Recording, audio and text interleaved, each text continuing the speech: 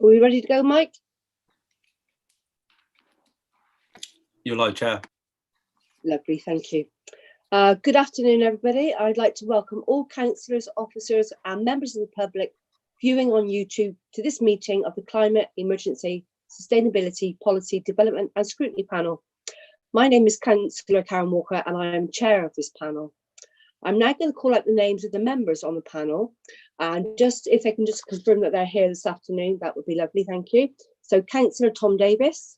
Yeah, present. Lovely. Councillor Alison Bourne. Present. Lovely.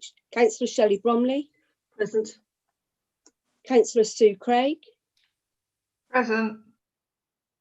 Councillor Joel Hurst. Good afternoon. Councillor Lisa O'Brien. Good afternoon. Councillor Grant Johnson. Good afternoon, Chair. Good afternoon. And Dr. Kumar. Good afternoon, everybody. Thank you. Good afternoon. So also present at our meeting this afternoon is a number of officers, and I will introduce them as we come to their agenda item. Can I remind members and officers to keep their noise to a minimum and to only speak one person at a time and not to speak over others. Please mute your microphones when not speaking, then unmute when I ask you to speak. Please indicate if you wish to speak by using the chat function on the Zoom, which is MIS, may I speak. So does anybody have any questions? No, that's lovely. So any apologies? I don't think so. I think we're all here, aren't we, this afternoon? So that's lovely. So any declarations of interest? No, so that's no declarations of interest. So any urgent business agreed by the chair, and there is none at this time. So we are moving to item 6, public speakers and councillor statements. So we have 2 members of the public and 2 councillors. So can I invite Christine Britton to make a statement, please?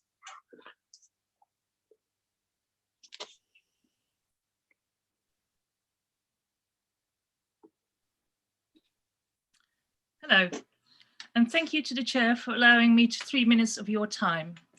My name is Christine Britton and I am a resident of Midsummer Norton. I found out about this panel when doing research for the No Gas campaign that protested against the planning permission granted for a gas peaker power plant in Midsummer Norton. I actually requested to be allowed to speak to this panel regarding this campaign at your previous meeting, but I was denied this opportunity by the strict application of your rules.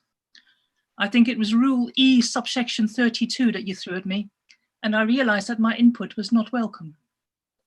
And that got me interested in the workings of your panel on climate change and on Bain's target to get to net zero by 2030, a target which I fully support.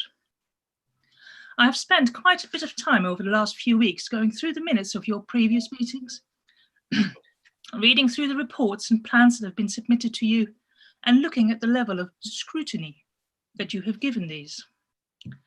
And I am very worried about what I have found. I have found that the measures that are being proposed in these plans and reports are nowhere near enough to reduce the net emissions of Bains to zero by 2030. And in fact, these plans will probably not have any effect on emissions at all. This seems to have escaped you. I have come to this conclusion after comparing the measures that are being proposed by Bains to those that are suggested in a report that has been published by Bains in September 2019.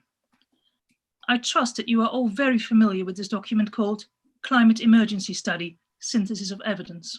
It is a document that lays out very clearly the scope and the type of measures that are needed to get as close to net zero as possible. There are very large discrepancies between what this document suggests is needed to reach net zero and the plans of the Council. I will bring 3 of these gaps to your attention.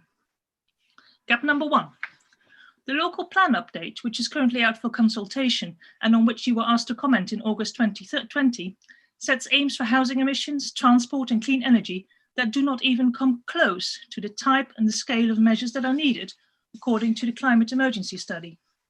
I have a number of examples here, but if I read them out to you, it will take me over my 3 minutes. Am I allowed to do that? Yes, no, if you can send them those statements, those further statements to us, that we've got them, that would be lovely. Thank you. You are not changing tactics, are you? Gap number 2. The panel does not seem to have noticed that there are areas that badly need a policy, but where the council has not created one at all. One of these areas is emissions from industrial processes. There are no plans to tackle industrial emissions when these are actually a significant part of the emissions in our area. The only mention of industrial emissions is in relation to gas-fueled peaker plants, and that is an admission, I would like to point out, that had been made in response not to your scrutiny of these plans, but as a result of the hard work of a group of committed residents. Similarly, the pathway that will take us as close as possible to net zero suggests that 50% of all homes should be fitted with solar PV within 9 years. There is no policy plan to facilitate this. Gap number 3. The panel also seems to have failed to notice that there are no plans to reduce Scope 3 emissions in the area, which account for the lion's share of total emissions of Baines. I trust that you are all familiar with what Scope 3 emissions are. There is hardly a word on these emissions in the plans that have been put before you and those that are currently out for consultation with the public, even though they are clearly mentioned in the climate emergency study. It has become obvious to me that both the council officers and this panel do not have the expertise or the drive required for the enormous task that bringing emissions down to net zero is. The council's plans and the scrutiny of these plans that has so far been provided by this panel are at best naive and at worst negligent. I would urge the members of this panel to educate themselves much, much better as to the causes of climate change, the type and the scope and the scale of measures that are needed, and the urgency with which these measures need to be implemented. Climate change is the most important issue of our times. By agreeing to sit on this panel, you shoulder the responsibility for Baines' response to this crisis. And as it stands now, you are badly letting the site down. Thank you for your time. Thank you, Christine. And the importance of your statement, I'm going to ask any panel members if they have a question for you. So does anybody have a question for Christine that they would like to ask? And I have Councillor John Hurst that would like to ask a question. Well, thank you, Christine, for your presentation. I found it very helpful, and I'd be interested to get some more detail, which if you can send through via the team, that would be really useful to expand on some of your points. I would be particularly interested to understand what you think is the one thing that we as Baines Council, rather than the UK government, that you think that we should be focusing on that we're currently not focusing on, that you think would make a big difference. That would be really helpful. It is very important, and others have said this before me, that you follow the advice of experts, not of people like me, of the experts. And Baines has invested in a report. I have printed it out. I thought it was so important. It is called Climate Emergency Study, Synthesis of Evidence. It's not a large report, about 10 pages, and it lays out very clearly the pathway that Baines needs to follow to get to net zero. So you're asking me a question that has actually been answered to in great detail over a year ago. Are you familiar with this report? Yeah, you should know it by heart. It's a beautiful report. And in it are very concrete measures that the council needs to take to get as close to net zero as possible. And I would suggest that the council starts planning to reach those indicators. That would be what I suggest. Thank you, Christine. We've got 2-3 more councillors that have questions for you. So we've got Dr. Kumar who would like to ask you a question. Thank you very much, Christine. Really nice to hear your views. Although to some extent you've criticized the current administration, but I am always there. We are, in fact, to listen to our residents and listen to the positive criticism. So thank you very much for that. I know that not only the council, but even the university has announced climate emergency and now environment emergency. And in fact, I was going to ask what Councillor Hurst just asked about concrete things which I can do. I know you are talking about the report, which we all read with huge interest. We are all campaigners and community workers. But if anything particular, if you have to add and say as an expert, because I can see that you have done from your speech that you are hugely, I mean, much more interested than many other residents. So if you have anything further apart from that report and your personal ways, anything really, we really are green. We want to be a green council. So if you could do that, that will be great. Thank you very much. Really appreciate it. Thank you. First of all, I think you underestimate the level of engagement that this issue actually has with your residents. And this, I always thought I was always the only one until I became involved in the No Gas campaign. There was actually an enormous support from that campaign from local people who think that they are the only ones who are concerned. Climate change is an issue that is of real concern to most of your residents, but most of them do not have the time that I took, about a week's evenings, to dig through your paperwork. I have a full-time job, I have a family, and most people say, well, actually, I cannot invest in this sort of time. It also needs a certain level, of commitment and interest in these things to engage with this at this level. But you must never underestimate the level of interest and concern that there is around climate change among your residents. But what you can do as a panel is very simple. Hold the council to account when their plans are insufficient. And that has been what I've been trying to say in this little talk. As it stands, the council's plans are severely insufficient. They will not make a dent in emissions at all. So it is your job as a panel to make clear to the council that that is just not good enough. And you do so on behalf of all the residents of Baines. That's your job.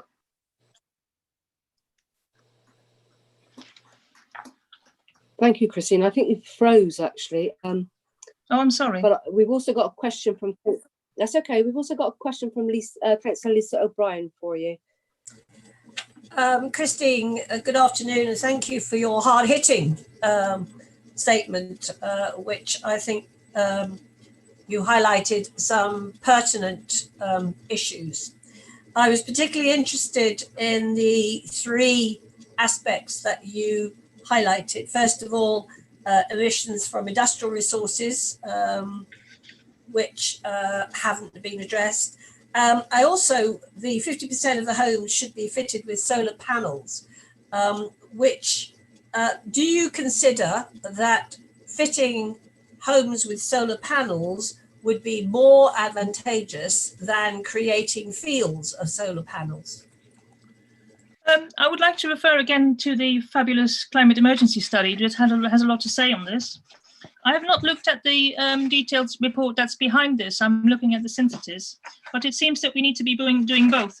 It seems that we need to be working towards 210 megawatt of installed capacity, which would be created by PV on 50% of homes and PV on either 116 football pitches or commercial roofs of similar size. So we need to do both. What really becomes apparent in this study is that we need to do and, not or. Thank you. Thank you. So I've now got Councillor Alison Bourne. Hi, Christine. Yes, thank you very much for your comments, which I think are very helpful. I just wanted to check with regards, we've got the evidence paper. It clearly tells us what we need to do. Are your concerns that we are not planning to do what we need to do, or we're not planning to do it quickly enough?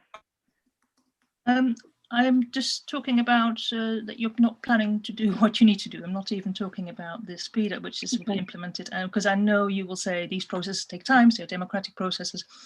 Fair enough. That's not my not my thing. But there is a discrepancy between what needs to be done and what is currently planned, quite apart from the time frame. And I mentioned aims for housing emissions, and I will mention them because it's quite worrying. Point 2.6 of the local plan update, it is stated, for example, that the council aims for a target of 110 megawatt of renewable energy in 10 years' time, when in the climate emergency study, it clearly indicates that the capacity needs to be 3 times as high. Another discrepancy is regarding electric vehicles in 2.2.37, where the council aims for half of new cars to be electric by 2030, when according to the climate emergency study, we should be looking at 75% of all vehicles, not just new ones, all vehicles, including buses. And in the livable neighbourhood plan, which you scrutinised in July 20, the council stated it aims to reduce the number of car journeys by 25%, but that should have said a 25% reduction in car miles per person. So that's on a completely different scale. I noticed that none of these discrepancies were picked up by this panel, and that should have been your job. Thank you. Thank you. So the last question is from Councillor Grant Johnson. Yes, well, you might be aware that I did rather a lot of work on the gas generators in Midsummer Norton and calling them out as for what they were, which is a hypocrisy of the administration to do one thing and or to say one thing and then to do completely opposite. And based on your speech, I feel like I've been very critical of the council and what it's been doing, and I have been saying for some time that it's felt like we're moving backward rather than forward. But so my question is, do you think it's time for a much more robust action plan to address the concerns that you've raised in order to move us forward? Yeah, that's what I've been saying. We need to start taking action as outlined in the climate emergency study. And the council needs to look at these suggestions that are being made in this report and needs to start working towards that. As it is, it doesn't do that at all. So just to update you, Christine, this panel will be receiving a report on an annual carbon footprint of the area and the review of the pathway to net zero carbon at our next panel on the 16th of March. I don't know if we've got the cabinet member for climate emergency in our meeting this afternoon, because she may be able to update you on anything. But what I'm going to do is I'm going to pass all your comments back to her, and I will ask her if she can contact you, if you're happy with that. That would be great. Thank you. Lovely. Thank you. And thank you for your time this afternoon, Christine. My pleasure. Thank you.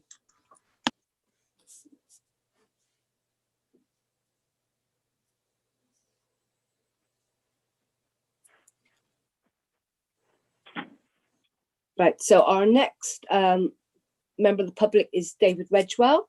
David, are you with us? Yes, thank you very much, Chair. I'd like to raise a number of issues around the public transport system, around transport in general. Keep reminding everybody that climate change and reducing vehicle emissions is very important. I then get told that because of the pandemic, the government's not supporting public transport. Well, they are, to the tune of £25.7 million a week in bus subsidies through the Department for Transport. And actually, they're supporting the bus service to serve the COVID-19 vaccination centre at Bath Racecourse, which is being funded through that grant through WECA. But I would also like to just make on that point, it would be good if we could have a sustainable list of surgeries in the area in Baines that we could put and direct buses, people to travel by bus to do their vaccinations. I've got all that for North Somerset, South Gloucestershire and Bristol, but I do not have a list for Swindon, the Swindon, Wiltshire and Bath Clinical Commissioning Group. And it would be very helpful to get older folk to use the bus to go and get their vaccinations. So that's the first thing. If officers can attend to that through Baines and let WECA know that list, we will then publish it on the website with First Group, and then we can carry on with the work we're doing to make sustainable transport work at the present with the climate emergency and the COVID emergency.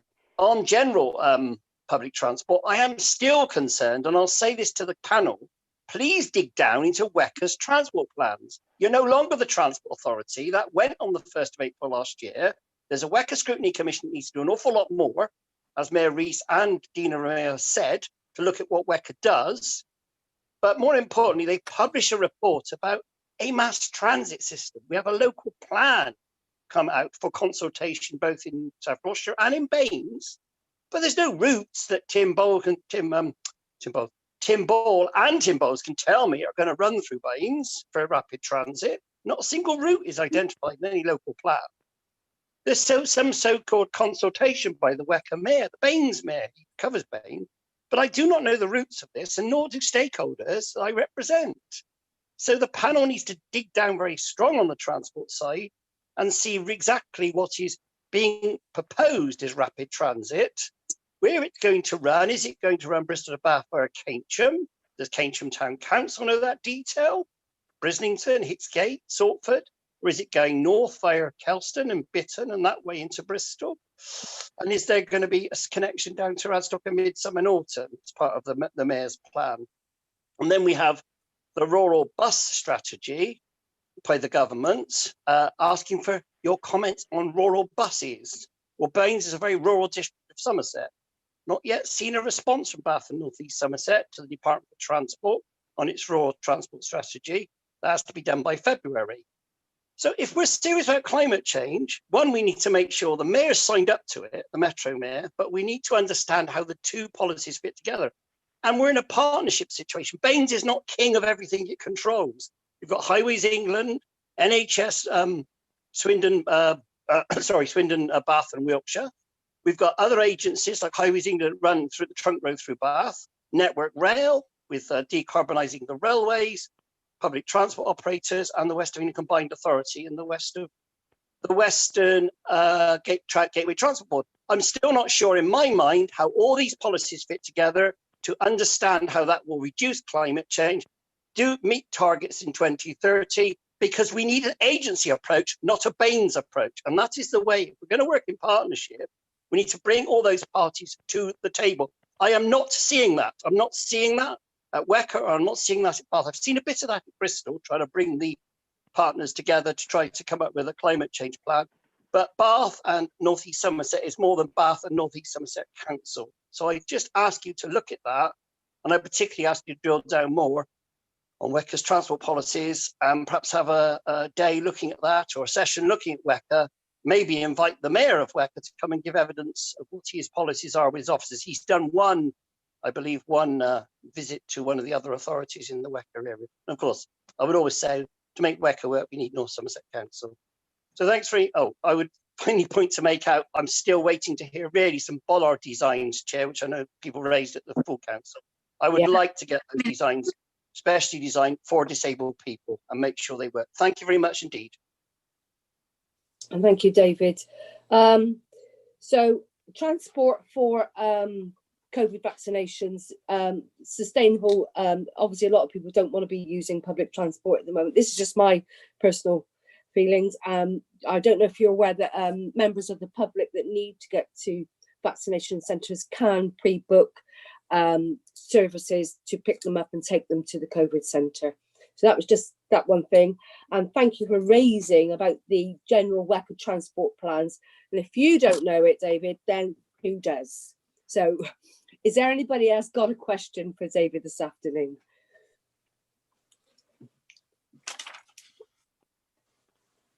Nope, I don't think so. That's fine. But I can pass your statement back to Neil and Joanna.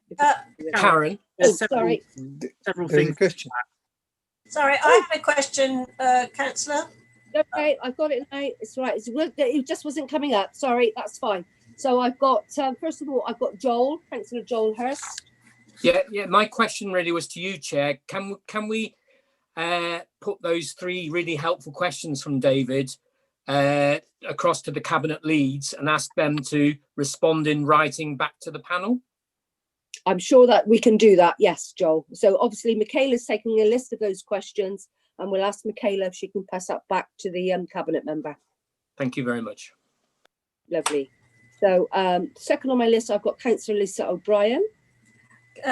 Thank you, Chair, and good afternoon, David. I must say that's one of the most impassioned statements I think I've heard you made over the last 6 years, and certainly food for thought and action, particularly the rural transport strategy for Baines, which certainly as a North East Somerset councillor I'll be picking up.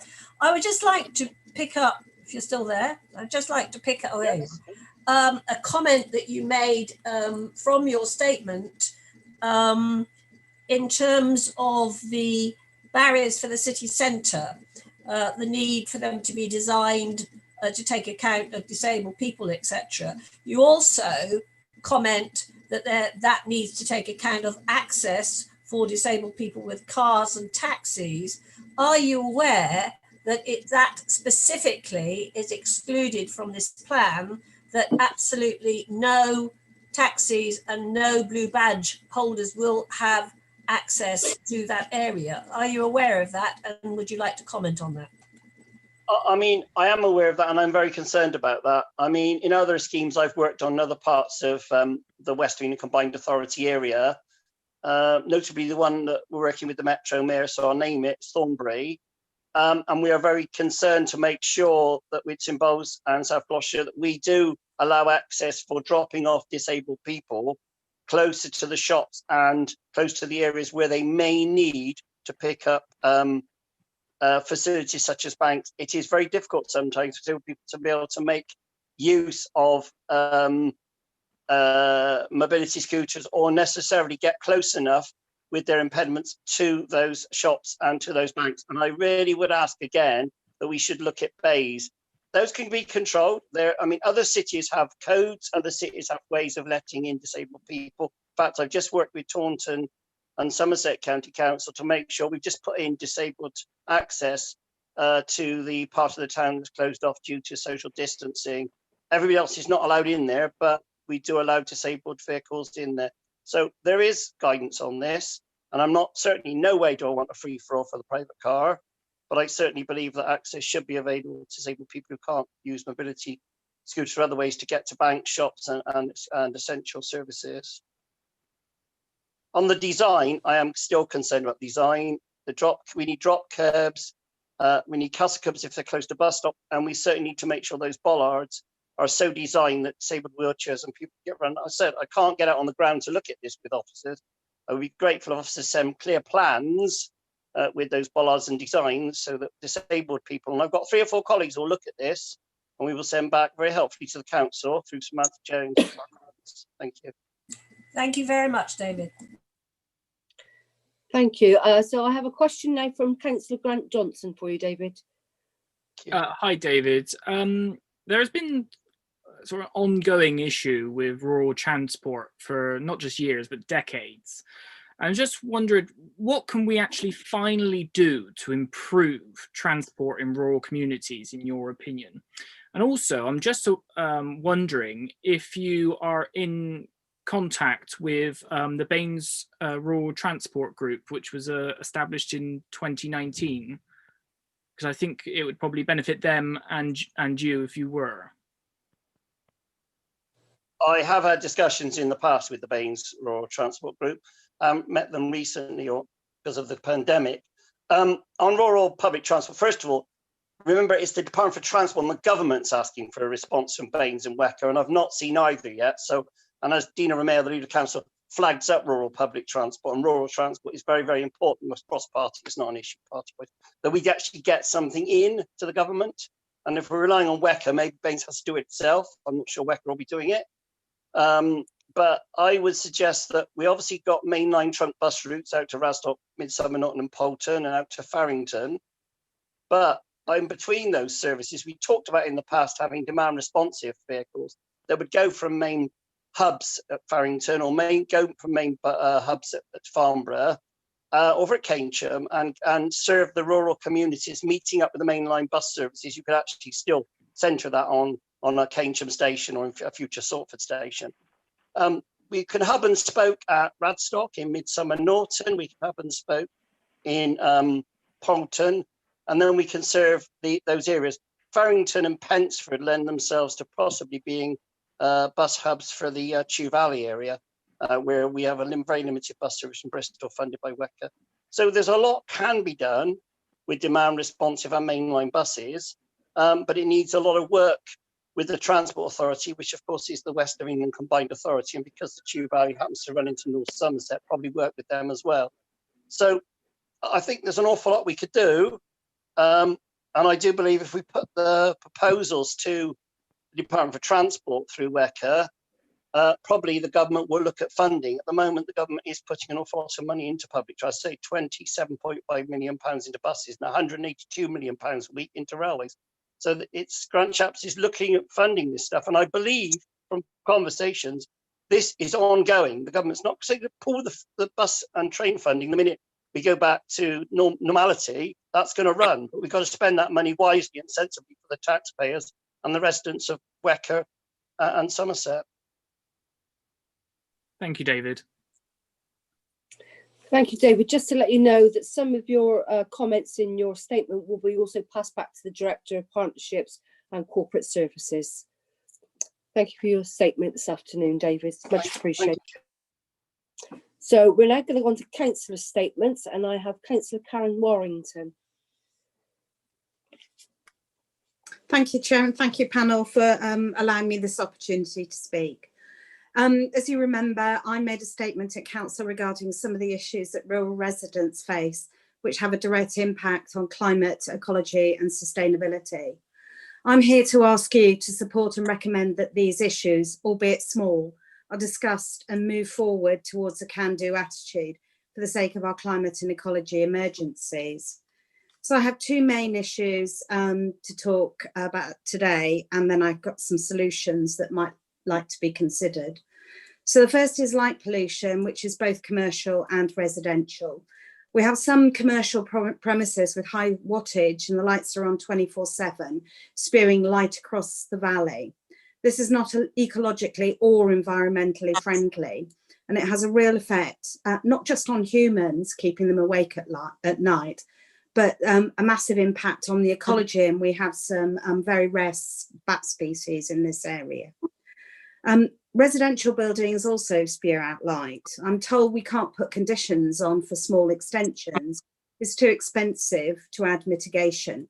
7 rural parishes have a neighbourhood plan with dark sky policies that can't be rigorously implemented. And considering that's past planning, that does seem rather strange.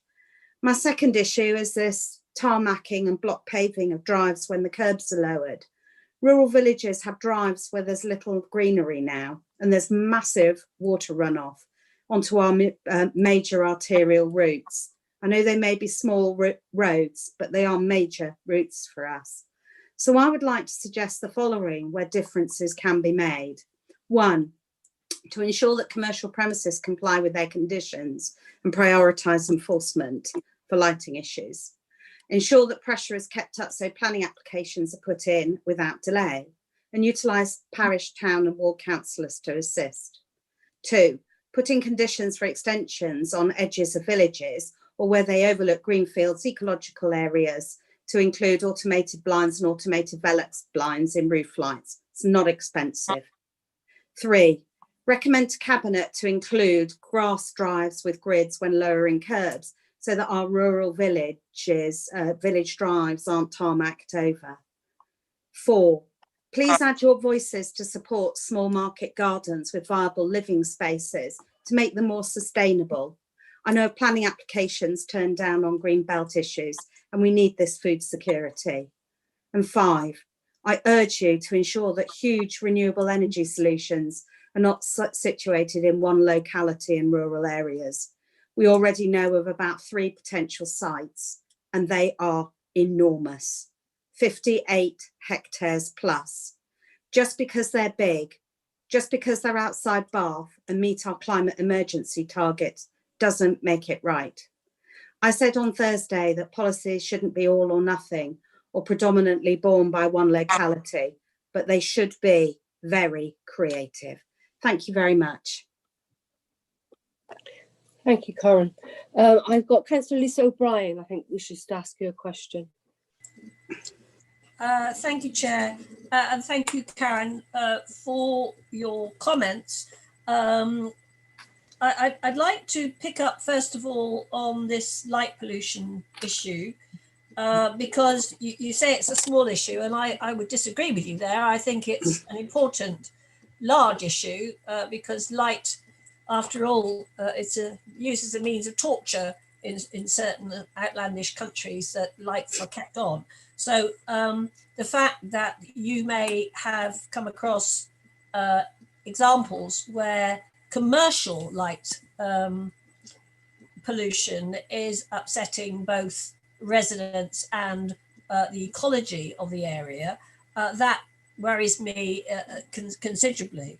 And I'd like your, in a moment, if you could give me some idea of how long you have been trying to fight this particular aspect, because it strikes me that our colleagues, and there are several of them on this panel who are also members of the planning committee, and I think Councillor Craig, for instance, has commented before about, well, surely planning can do something, and perhaps it's a question of retrospective action as well, because I think the issue of residential light pollution is another one which, again, up until, what was it, last year, when we really started focusing in properly on the ecological emergency, people hadn't really thought of the negative impact that society is having on the ecology. So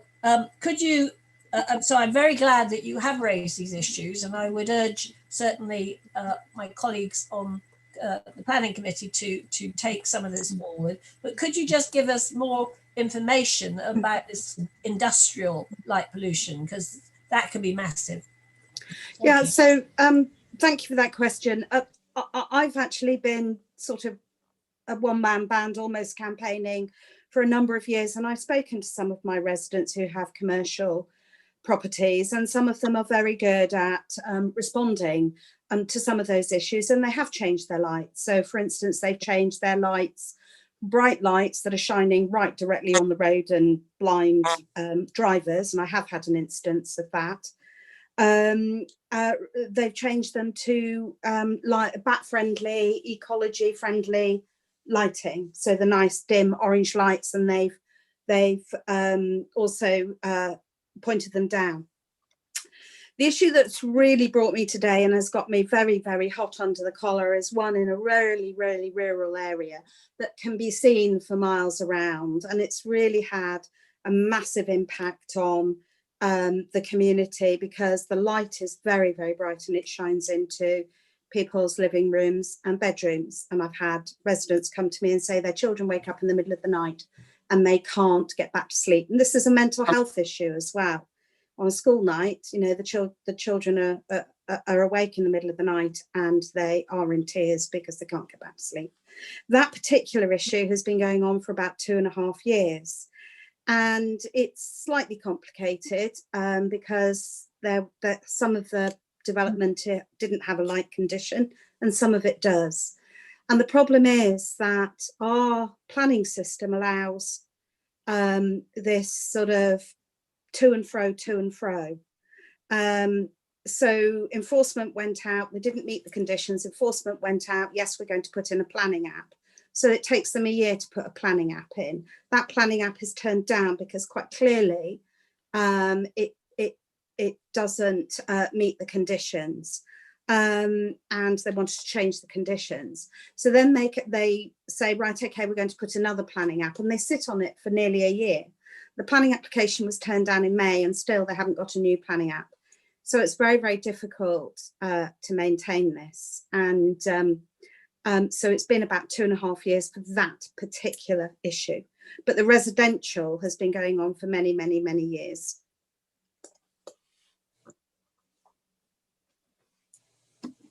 Thank you, Karen. I've got Councillor Jill Hurst who has a question for you. Yeah, I don't want to be indulgent of time because I know we're already got a tight agenda. My question is exactly the same, Chair. Can we take Karen's really helpful questions and ask the Cabinet Lead and respective officers to provide written responses back to the next panel, please? I've sent my statement through, Chair. Yes, you have. And I'm also going to actually take this back to the forward planning for this particular panel to see if we can have some papers that comes back to us for further discussion, with obviously from the relevant officer. So I think that would be most helpful. Yeah, and I am also pursuing this through the local plan as well to see if we can get more enforcement and retrospective for the lighting. Right. So at my next forward planning meeting, we will discuss whether we want to ask the officer to bring some more a report to us to see where we can go with this. Okay. Many thanks. Thank you, panel. Thank you. So I've now got Councillor Eleanor Jackson.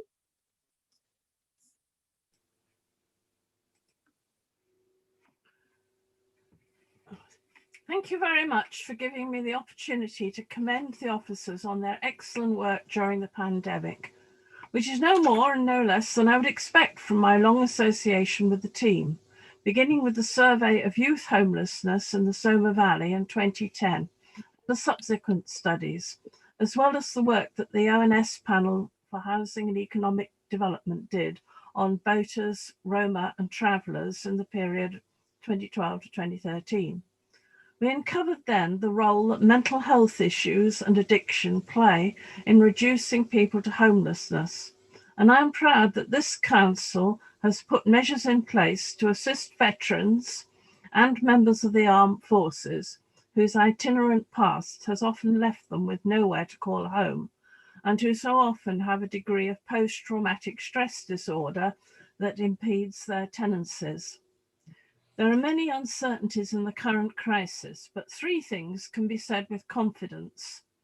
The causes of homelessness are complex, affecting each individual differently, often with a lethal combination of relatively minor solvable problems, which taken together make them homeless. A lockdown has aggravated health problems, domestic violence and child abuse, and relationship breakdown, and even the practical problems of finding rented accommodation. And thirdly, working with charitable agencies like the Big Issue Foundation and the YM is essential, as this report so well illustrates. What is becoming clearer to me from my Westfield casebook is that people are becoming homeless and will do so in increasing numbers because they can no longer pay their rents or mortgages, which were computed on 2 salaries. Now the family may be jobless or may be earning very low wages as skilled work in the area disappears. Others, especially self-employed white van man, have slipped through the cracks of the government COVID aid, or they may find the forms too complicated to navigate when they're trying to get loans or grants to help their small businesses. I referred 2 families to the housing team recently, but they could not help because the families were homeless because they could not get the keys of the shared equity properties the Housing Association had promised them they would have 10 months ago.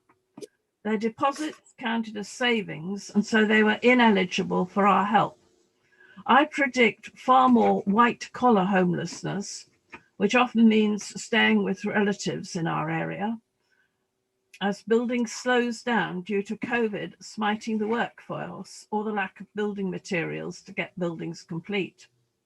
At the other end of the scale, I have single elderly residents in their old family homes who ought to be looking for residential accommodation or sheltered housing, but cannot because such a move is difficult with the shortage of care home beds in the area, and also their fear of contracting COVID if they move out of their homes. I appreciate that the council is short of resources for this kind of work, but I would request the council to do a more in-depth study before the storm of homeless, bankrupt families is upon us. I think the policies in this report on homelessness are excellent, but they will only cover the tip of the iceberg. Thank you. Thank you, Eleanor. I don't think I have anybody that wishes to ask you any questions, but I'm sure that Graham Saborn will take up some points that you've just raised this afternoon, and very valid points as well, actually. So thank you, Eleanor, for your time. So we're now going to go on to item 7, which is the minutes of the last meeting. Do I have anybody that wants to propose that they are true record? I can. Councillor Jones first.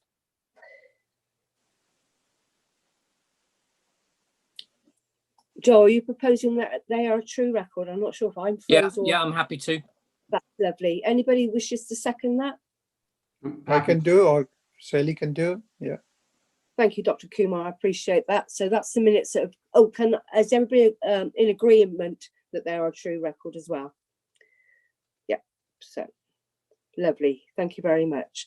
So we'll now move on to the draft Rough Sleepers and the Homeless Initiative. So may I invite Graham Saborn, Head of Housing, to introduce this item. Also Officer Anne Robbins, Housing Strategy and Commissioning Manager, which may be present as well. So Graham and Anne. Thank you, Chair. Unfortunately, it will just be myself today. That's fine. It would have been helpful to have Anne here, because Anne knows more of the details and complexities of the issue, but unfortunately she's not in work at present, so I'm afraid you're just left with me. I hope everyone's had a chance to read through the report. I'm not proposing to go through it in detail, but perhaps with your agreement, I'll just raise some of the key points, I think. Are you happy okay, with so that? if any councillors have got anything that they want to dig down to, can they email you? Or ask me questions after. Okay, no, that's ask fine. me questions afterwards or things. Okay, wonderful. Thank you, Graham. Yeah. So, provided a report to this panel last year and thought it'd be helpful to do it again this year. Clearly, this year has been a very interesting year for us, and that's putting it mildly, really.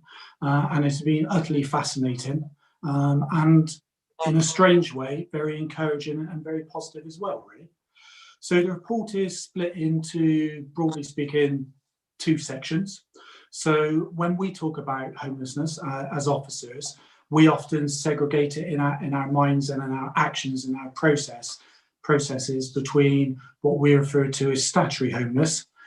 So typically that's your family or your unit which loses their accommodation and comes to the council, and we provide them with help and assistance, and in some cases we need to provide them with temporary accommodation.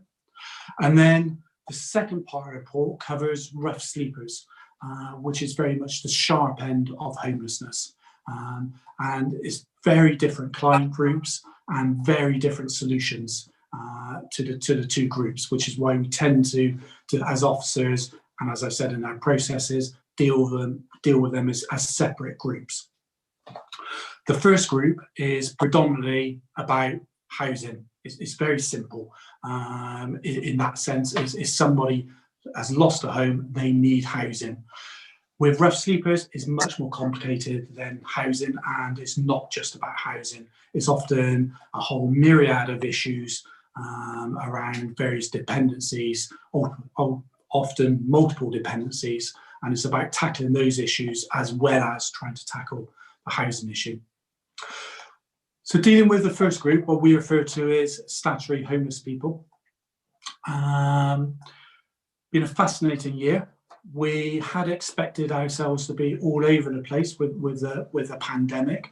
It was really hard for us to try to organise ourselves at the beginning of the year for a number of reasons.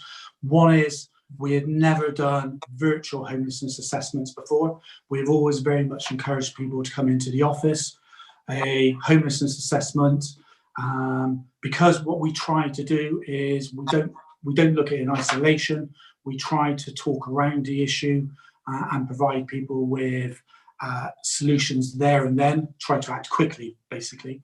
So a homelessness assessment for us can take us over an hour. 1.5 hours is what we normally try to set aside to interview someone, and that tends to work better face to face. So it's really fascinating for the team to have to suddenly move this online. And there were some challenges as to whether we thought we could get this to work actually online or not. And it's worked splendidly well, actually. It's been really good. And the team have coped really well with it. I think the clients, it's worked well for the clients. It's certainly helped some of the clients in that they don't need to take time off work, or it's easier to fit an interview around their existing arrangements. And we were worried about IT access, but that doesn't seem to have been quite such an issue. So that's been a really interesting outcome. The other thing was we were unclear as to what would happen, whether we'd effectively get nobody losing their homes, or whether we thought that actually lots of people would start flocking to us. And one of the interesting things is that actually demand for services, for homelessness services, hasn't actually changed that much. It's been fairly flat, which is interesting, really. And we did think there would be a drop-off in demand. That hasn't happened. And it's effectively, the demand is being supported by family evictions. So it's where families have effectively unable to sustain themselves and have evicted a child or sibling, or kind of broken down. So it's been that type of demand which has kept the team fairly busy, rather than the kind of formal evictions of landlords evicting people. So that's been really interesting. The other fascinating point is that whilst presentations to the team have remained fairly flat, what has gone up dramatically is the number of people applying to go on home search system. So the home search system is it's a waiting list for social housing. And over about a 6-month period, the demand for that went up by 1/3. It was a huge increase in demand. And one can only presume that's people who are effectively locked in their homes, deciding that the homes don't work for them, either because of overcrowding, or that, again, this issue which I mentioned before, which is that the family's starting to kind of tear themselves apart a bit, and part of the families lodged onto home search to try and get alternative accommodation. So that's kind of a very quick whistle-stop tour of statutory homelessness. One of the really interesting things which is developed over the last year is that, in fact this has been developing over a few years actually, is that we have struggled to house our clients. So if as a local authority we have a duty to provide someone with temporary accommodation, then we do commission a small number of units from Curo, which is in the low 20s, and that's generally has been okay for us for most of the time. But when we get peaks of people, when you suddenly have a 3 or 4 people come in on a Friday, and that does happen, then what we do need to do is we do need to source alternative accommodation in the private sector, which is effectively bed and breakfast accommodation. We don't use that terribly often, or try not to use it very often, and we try to use it for the shortest time period possible, but we have had to use it, and we do continue to use it. What's happened over the last few years is that's getting harder and harder for us to secure, in that our clients are effectively in a city which is effectively geared up to tourism. Finding accommodation for our clients has proved very hard. We did have a number of people which are housing, then that slowly got down and down. We had one unit or one provider, and that provider's gone out of business. So that's created some challenges for us. And one of the exciting things that we're doing now is we're effectively going to be delivering our own temporary accommodation scheme. So this is a relatively small scheme, 11 units. It'll be managed and run by us. And that's great for us. It means we have control over that. We will make sure that is disability friendly, which is another issue we have, is finding units for people in wheelchairs. We will be able to make sure it's wheelchair accessible, and we can control the people going into that one, rather than being reliant on other organisations such as Curo or private bed and breakfast establishments. So that's a real positive for us. So that's really all I wanted to say on statutory homelessness, and I'll just quickly spend a few moments talking about rough sleepers. Now, rough sleepers has been anything but normal in the last year. So one of the interesting things which happened quite early on in the government's response to the pandemic is that government made an announcement that they wanted all rough sleepers to be provided with accommodation. And they gave us a relatively short time to do that. It was something like, I think it came out on a Thursday or Friday, with a requirement that everybody was housed by the Sunday. Now, we managed to deal with that over a period of, I think it was about 10 days, something along those lines, the exact dates, times in the report. And that was fascinating, because we do rough sleeper counts. We think we have a fairly good idea on who needs to be housed. We're totally wrong. The numbers just kept going up and up and up. And we think that's due to a number of factors which we detailed in the report. Partly is because the prison services were releasing people because they wanted to remove people out of prisons because of COVID.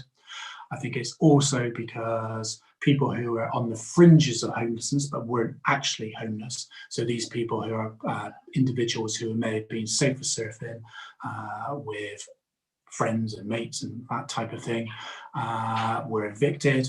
And also there was an inevitable pull factor when the government announced that anybody who needed accommodation could be accommodated. So in the end, we ended up helping ourselves and our partners, Julian House, we ended up helping something like 69 individuals, I think. And we directly housed, we as a council directly housed 42 individuals, and we housed them in vacant council accommodation, which we had vacant at the time, and we also commissioned some accommodation from the YHA for a couple of months. So the whole experience was very stressful for everybody involved. It's stressful for us as officers trying to deal with all this in a pandemic through virtual meetings and telephones. It was very stressful for our partners, and it's very stressful for the clients. Who were frantic to get some accommodation. The whole experience, I think, it's been really enlightening. And one of our challenges is often getting rough sleepers to take up accommodation. So often there is, when rough sleepers are entrenched, there is a resistance sometimes to take up accommodation. But the whole drive of the pandemic pushed the vast majority of them into accommodation, to accepting accommodation. And some of the success stories we've had have been great. So there's a couple who were in a very toxic relationship, domestic abuse going on with the two of them. She felt confident enough to end that relationship, which is really positive, and I think that's carried on through. There's been other rough sleepers who have come off drugs and gone on to script, and the whole thing, for the majority, not for all, has to be honest, but for the majority has been really positive. And we have had quite a turnover of individuals who we've been able to move on to permanent accommodation, or at least more permanent accommodation. So much so that we were after a period of, I think it's like 2 months, might be 3 months, we were able to close down our use of the YHA and just concentrate using our own accommodation and things. Following on and trying to build on the positive work, the government, there's been quite a number of government funding regimes going around, and we did bid for one of them, the NSAP, Next Steps Accommodation Programme, about trying to build on that good work and try to provide permanent accommodation for former rough sleepers. When I say permanent, that means effectively up to 2 years. So it is supported accommodation and it is move on. So it's for those people who can come off the streets, have enough capacity to hold down a tenancy before they move then on to permanent accommodation. So we bid for some funding, and it's great, as is detailed in the report. We were 100% successful in that, so we got all the money we asked for. That allows us to pay for some of the ongoing support that we're currently paying out at the moment. But more importantly, what it allows us to do is to provide 28 units or up to 28 units of supported accommodation for former rough sleepers, and that's brilliant. It's really good news. And what we've done as part of that process, and it's been led by this process, but we do have other ideas for it as well. As we've actually registered as an RP now, so Bath and North East Somerset Council now is a registered provider. That's effectively the council equivalent of a housing association. And what that allows us now to do is to directly manage that accommodation, which we're going to secure. So the Theobald House is what we're calling the temporary accommodation scheme, but also the supported housing scheme. It means we can directly manage that.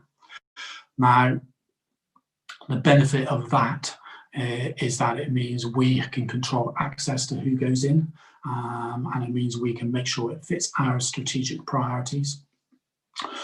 Clearly, there is a skills gap around supporting this group of individuals, and we will be buying that support and management process in, but effectively the schemes will be owned by the council. So that's really exciting for us as well. So in summary, really trying year, really quite hard work, but actually some really good positive achievements. And for that, we have the housing options team and the staff in housing services. But just as importantly, our partners who we worked with, which is predominantly Julian House, but not just Julian House, it's been other agencies. And one of the big learning experiences for me over this year is about how strong our foundations are, our partnership foundations. And if it wasn't for having those strong foundations with partnerships, we wouldn't have been able to deliver what we've been able to deliver. And that just, to me, just reinforces how it's so important for us to work very closely with our partner organisations in Bath and North East Somerset. So when we are under immense pressure, when we can pull together as a unit and deliver some really impressive outcomes. And I think that's all I really wanted to say on it, but I'm very happy to answer any questions. Thank you, Graham. Before we go on to any questions from the panel, we have Cabinet Member Councillor Tim Ball, I believe, with us. Do you have anything to add to that, Tim? I think Graham's covered virtually every inch of it. Thank you very much for his report this evening. I'll answer anything afterwards if need be. Lovely, thank you, Tim. So I'd like to thank your team, Graham, and all the partners that have really pulled together over the last 8 months, you know, to make a difference to those people that are homeless and those that are rough sleepers. So thank you. So I'm going to open up the questions now, and I have Councillor John Hurst. Yeah, thank you, Chair. Thank you, Graham, and also I'd like to extend that Karen's sentiments. Really, that I think it's a huge amount of work that's been done, and the report is well articulated. These are probably our most vulnerable people in the authority, and I think there's a massive appreciation about trying to keep these people safe. My questions were really wanted to focus on the rough sleeper elements. So my first question was really about the 10 who either refused or aren't using what they've been accepted as accommodation. And I know there's a real challenge about building people's trust, particularly if they've got mental illness, around coming in. And my question is really, do you think that we as an authority have enough resources, the outreach resources, to kind of support bringing those really tricky, hard clients, building their trust and bringing them in? So that was question one. And the second question was really about your confidence in the numbers. So how confident are you that we're aware of everybody in the authority who is rough sleeping? Or do you think there are still some people? So I think I spotted somebody that I'm fairly sure was rough sleeping along the river between Green Park heading towards into the city centre. How confident are you that we're aware of everybody and are kind of doing our best to engage with those? Thank you, Graham. I think we are fairly confident on our numbers of people who are sleeping rough on any given night. We work very closely with Julian House. I don't think there's a resource. There isn't a resourcing issue in relation to persuading those people who won't come into housing to come into housing, if that makes sense. That's not where the weakness lies. And I just don't think there's any shortcuts. And it's interesting that you mentioned those individuals which bounded the path and the river, because we are very much aware of those two individuals. I know their names. We know their backstory, and the outreach workers have been visiting those, almost on a daily basis at times. And whilst those individuals will engage with the support workers, have a chat, have a coffee. I think one of them smokes, so have a kind of cigarette.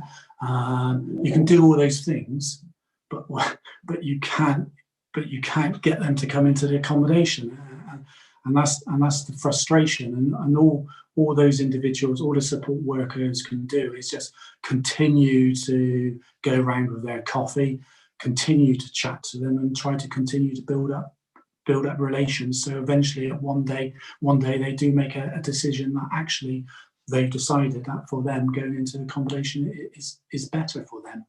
And it's a really tough one when someone says, I'm happy here. I'm not sure if happy is the word they use, but they say, I would rather stay here in this issue, with the kind of the riverbank view, so to speak, and my own space, and go into a homeless hostel or the other accommodation where there's other people who I may not get on with, I don't like, I've fallen out with in the past, and it is a real challenge. So I suppose I've answered two questions in one there. I think we're pretty up to speed on the actual numbers in relation to people sleeping rough at any one time. We're fairly good on that. What caught us out last time was the fact that when the announcement was made that anybody, we would provide accommodation for anybody, people appeared from elsewhere. They appeared from other partly, we even had a couple of people from Newcastle appear. They just appeared from places. It's those people that we are really unsighted on, were unsighted on, and would probably still be unsighted on. What we have good intel on is everybody who is sleeping rough at the moment, sleeping outside, and I don't think support is an issue for those individuals at this stage.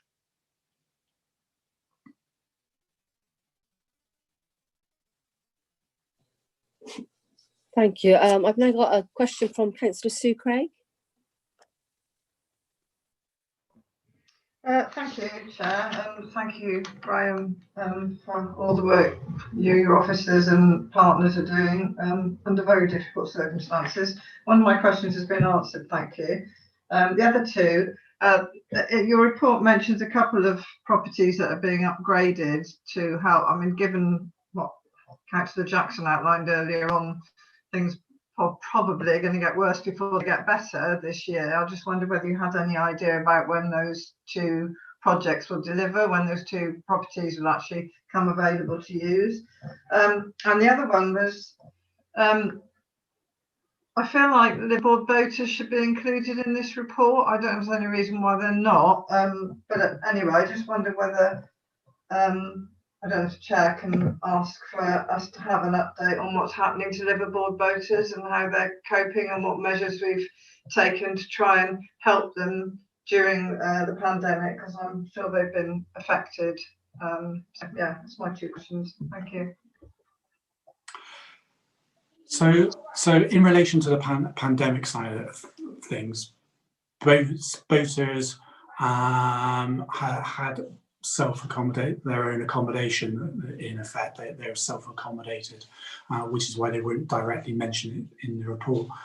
That said, we do deal with boaters, so we deal with those through the statutory homelessness route. So if their accommodation becomes unviable, because, for example, we have as instances where boats have been removed by the Canals and Rivers Trust, well, we try to deal with those through the statutory homelessness route, which has varying degrees of success, because some people are on boats for different reasons. Some people are on boats because that's a lifestyle choice and that's where they prefer. And obviously we can't provide much support for that as a housing service. Some people, however, are there because it's a temporary solution and they would prefer bricks and mortar accommodation. And for that group of people, we can help them. So different solutions for different people. In relation to when will the properties come online, well, one of them is effectively already online. So one of the larger properties, which is we used it for getting people in off the street. What we're doing is we're looking now to transition that to a scheme for former rough sleepers. We won't evict the people in there, obviously. The people who are already in there stay in there. But in future, it will only admit people who have support plans in place and can demonstrate that they're in a status where they can move on to successful accommodation. And in relation to the other two schemes, hopefully we're hoping to, we have two schemes in mind, two houses in mind, which we'll be purchasing, and we hope to have that completed by the end of the financial year. Thank you. Sorry, can I have a quick follow-up, Chair? Yep, fine. Yeah, sorry. Thank you, Graham. So on the liveaboard boaters, okay, yeah, I understand why they're not in this particular report. Then I guess one of the issues that is always present and a danger for liveaboard boaters is access to healthcare, which is why there's a particular concern during the pandemic, because they have to be moved on all the time, and it means that while they might get ill because of the because of COVID, they may not be in a place where they're getting access to vaccinations and healthcare, and some may be on their own and trying to cope, etc. So I guess my concerns, particularly during the pandemic, was around that. Yeah, and I think they're reasonable concerns. We focused our priorities on those people who were homeless over the pandemic. Yeah. So, Chair, could we try and maybe get an update on boaters?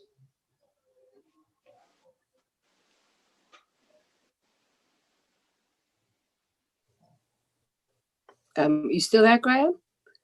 Oh, sorry. I thought it was for yourself, Chair.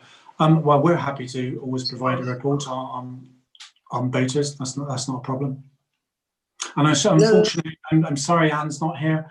If Anne Robbins was here, who is our lead on this, she would be able to provide you with a fuller answer. But we can provide more information in due course. Thank you. Okay, lovely. Thank you, Sue. So I've now got a question from Councillor Tom Davis. Chair, you missed some people.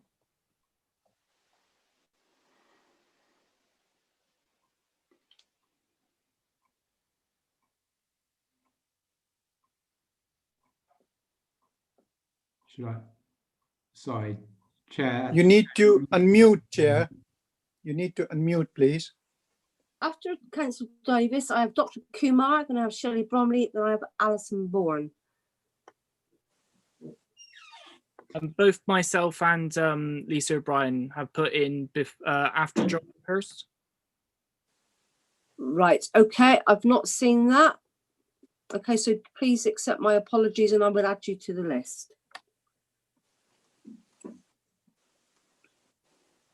Lovely. So can I go back to Tom to ask his question? Thank you, Chair. And Graham, thank you very much indeed for your not only for the report, but obviously for as some of the others have said. Just I'd like to echo my thanks to you and the team who have taken on an extraordinarily large and unexpected workload this year. I'm sorry, it's been going on for more than a year since the pandemic started. And as you know, you and I have been working very closely on one particular project, and I'd like to thank you all for your enormous work in this area.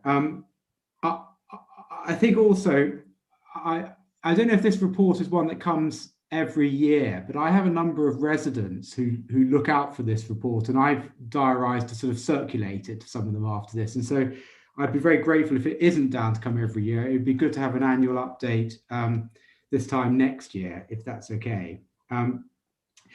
My question is specifically in one of these around the statutory homelessness area, and it echoes some of the concerns that Councillor Jackson started in her statement earlier. There's a paragraph in the report, section 3.7, where you cite this extraordinary increase in the number of people registering for home search, and also in particular highlight the Group A numbers. Now, not only does, of course, this absolutely echo the need for additional council houses and social housing that we've talked about before, and which I know a paper's coming to us on later, but first of all, I wonder if you could give me some context about other historic events and where these sort of extraordinary increases sit in relation to those. Have we ever seen anything like it before, this increase in the number of people joining home, registering on home search?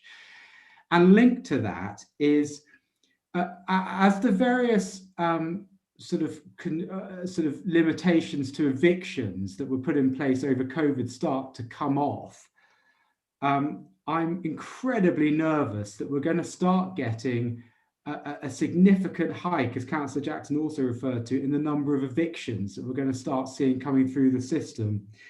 And I'd also just like some reassurance that when we're looking in particular at the temporary accommodation that might then be needed, have you been able to go through your contingency planning for extraordinary spikes and the need for temporary accommodation on account of a possible forthcoming large increase in evictions? So really there's a couple of areas there. One, some context about this increase in home search applications and registrations.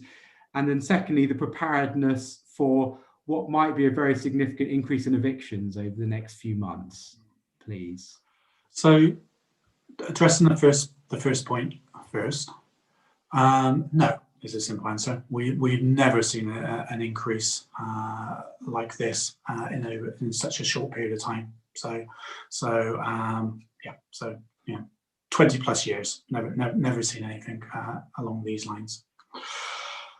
In relation to what the future holds for us in statutory homelessness, there are different views on this. So I think most people accept that there is effectively a constrained backlog, which will somehow out itself. The question is whether that will come out very quickly or whether that will seep out over a number of years. So logically, you would think that that would come out very quickly, and as soon as restrictions are lifted, then we would expect to get large numbers coming through the door. That said, there are still constraints in the rest of the system, and the court system is very constrained. And effectively, the court system is the system which you have to go through for eviction process. So ironically, the fact that the court system is constrained may actually mean that we don't get a big bubble of people coming to it. That said, there are different views on it, and there's as many people thinking that we will get large bubble as people who think actually, because of the practicalities of the situation, we won't. We have started thinking about what we would do, though, if we do get large numbers coming through. And actually, we can use some of the learning from the pandemic. So we did have to source some accommodation very quickly.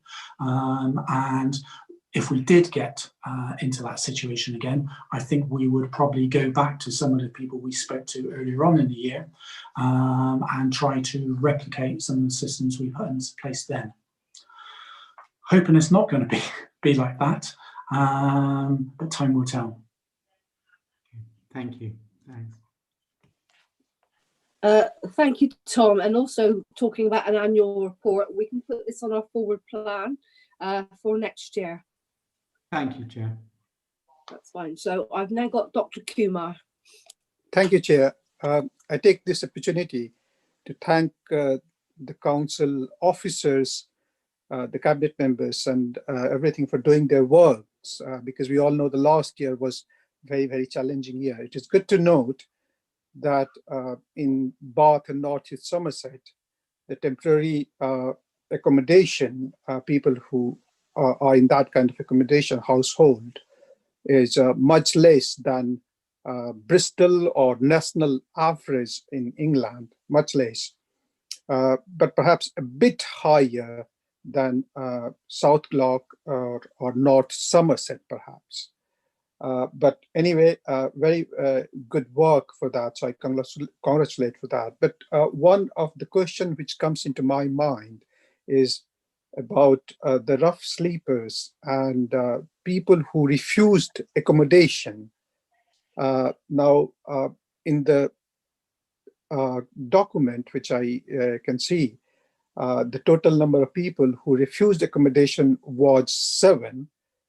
But at the time of writing, it says there are only 4 people who are sleeping rough. So the number has gone down, perhaps, if I'm correct in my understanding, from 10 to 4.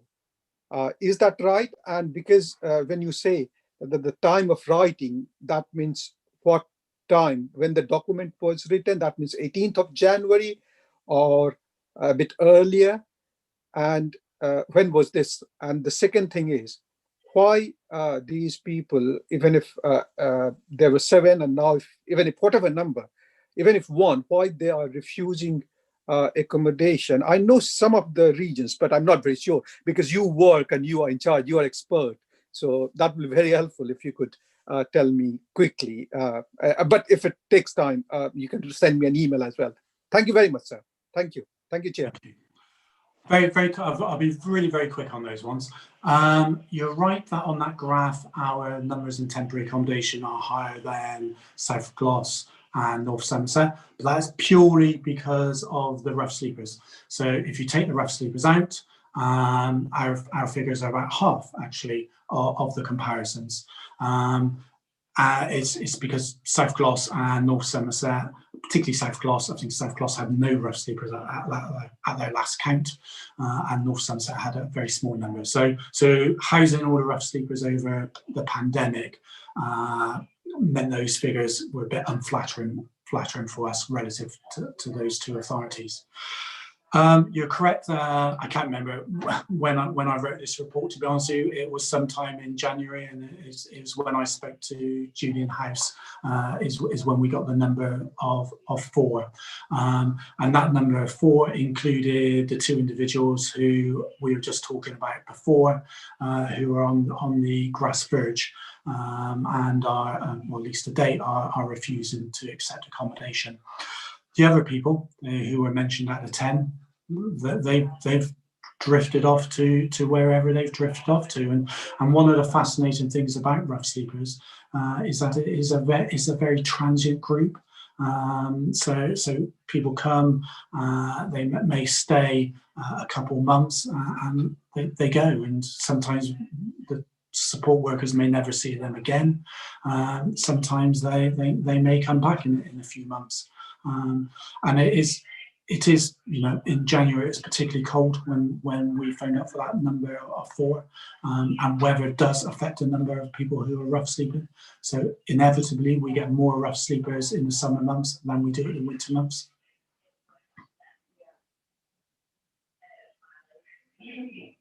Thank you.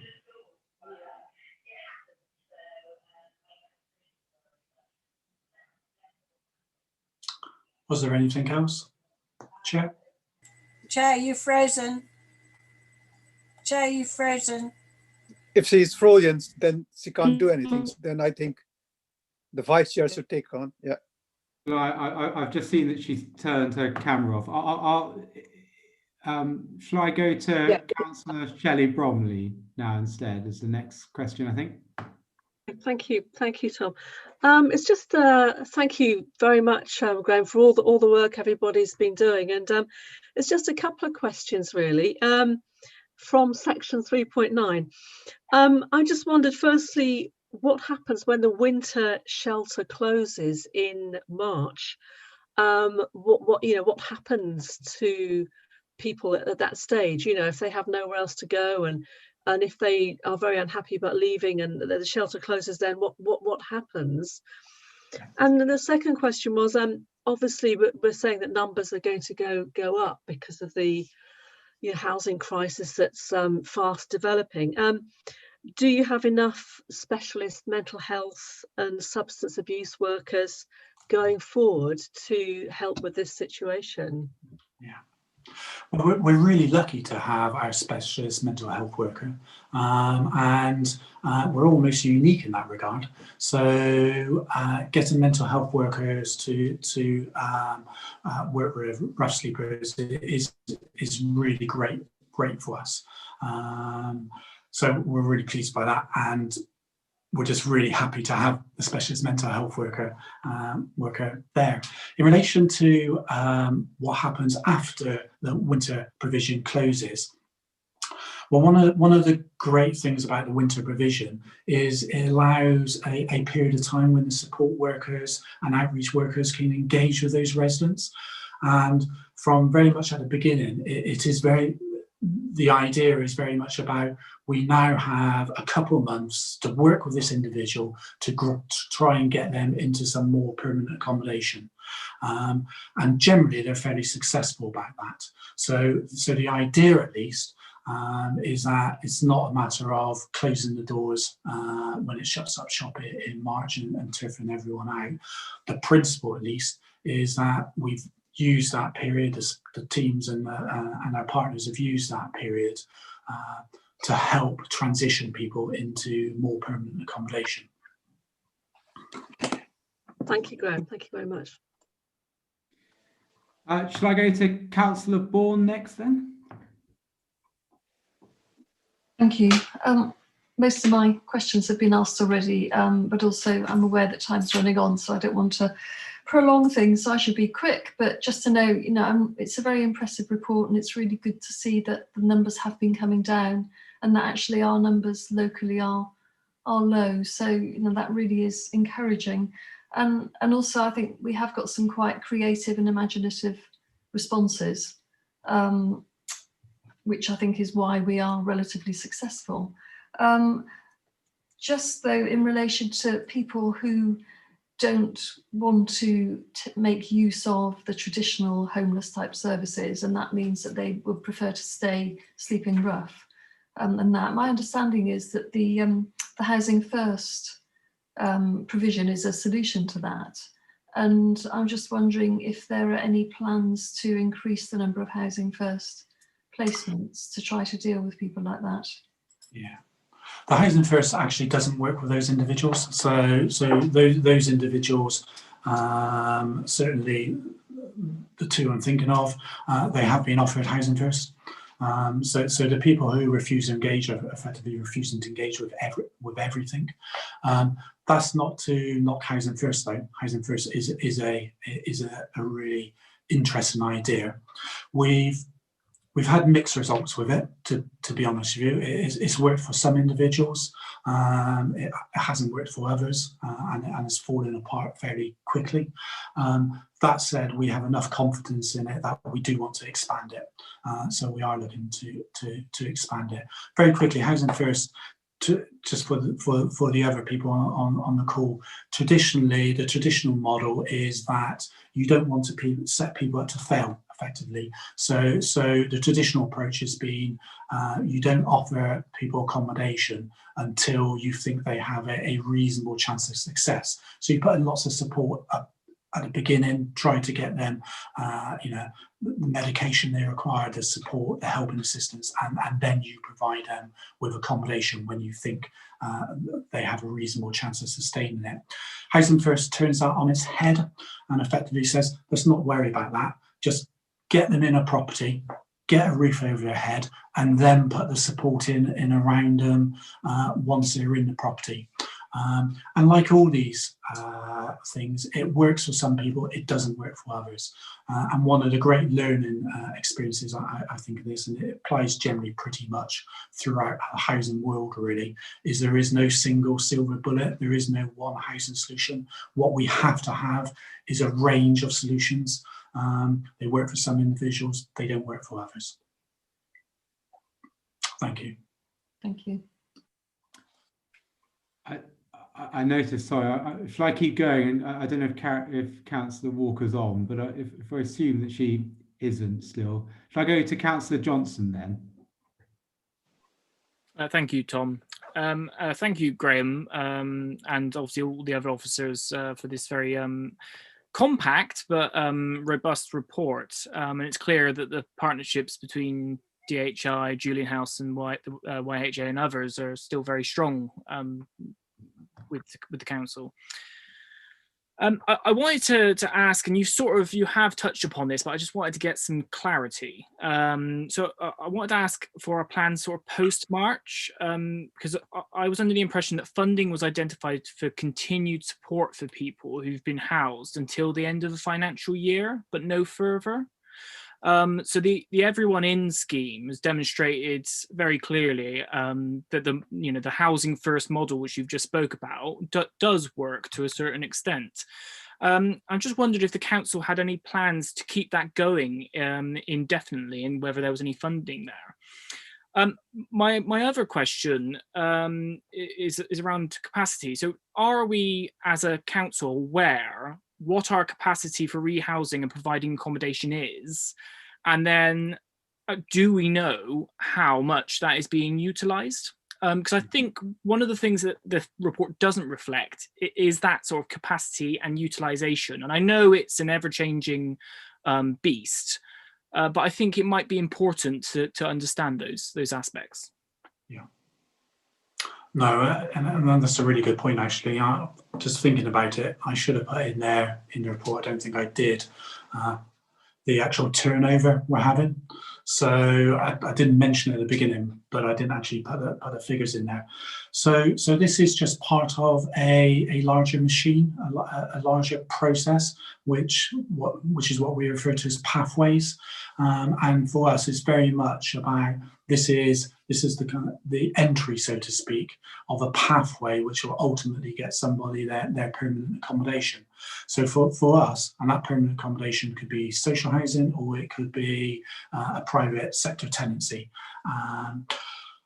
And for us, it's very much about getting that pathway as effective and as efficient as we can get it.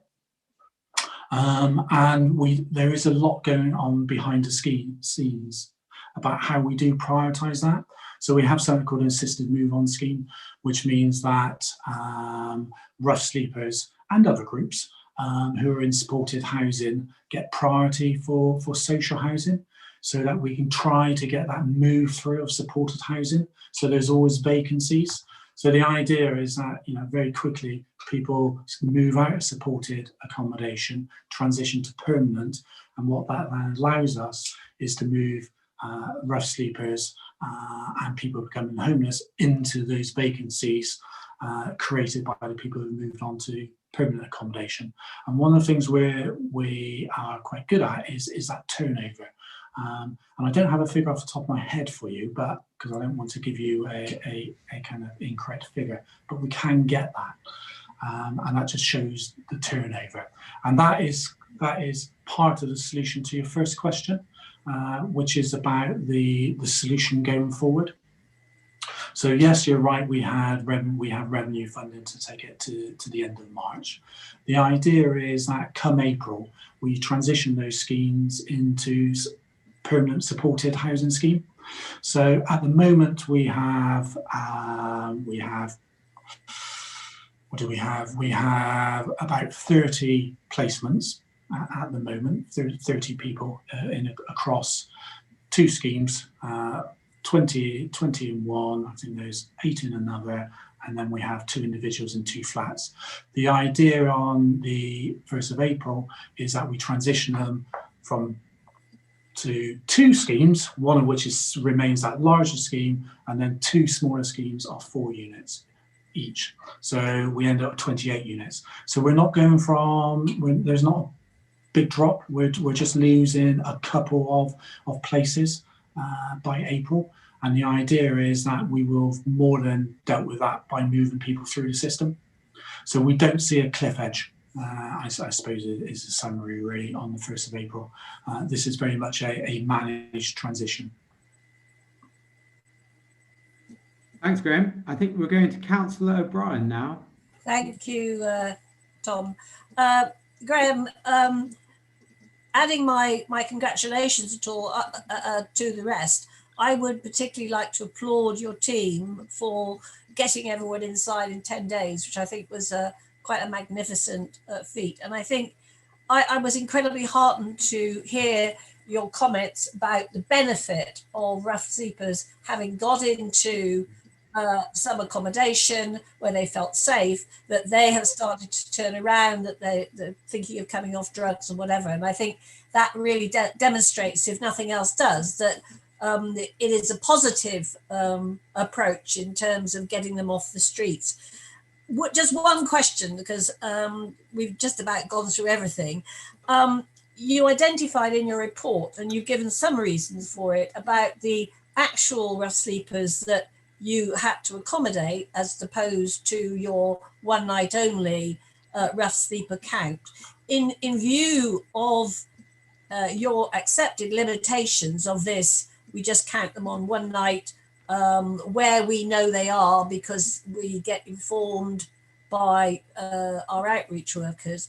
Are you thinking of perhaps amending that? Because it might be clear that there are some places and there are some people who are not known to outreach workers, and it's perhaps necessary to do a more physical count. Thank you. So the count is a physical count. So we're currently counting them monthly, and that is a combination of a physical count. So the support workers go out and have a look. And also they use intelligence. So, for example, if they know someone's rough sleeping that night, but they just didn't happen to find them, well, that number gets added to the figures anyhow. I'm not sure there's not much more we can do on that one, really. I think all we can do is help the people we can help. So it's about finding the people and helping them. And one thing I'll just mention, there is a report of rough sleeper on our website. So if somebody spots a rough sleeper, by all means fill it in on the website, let us know. We will, that goes over to support workers. 9 times out of 10 we know about them, which is fine. But it's good to at least have that reassurance that we know about the individual and we are engaging with them.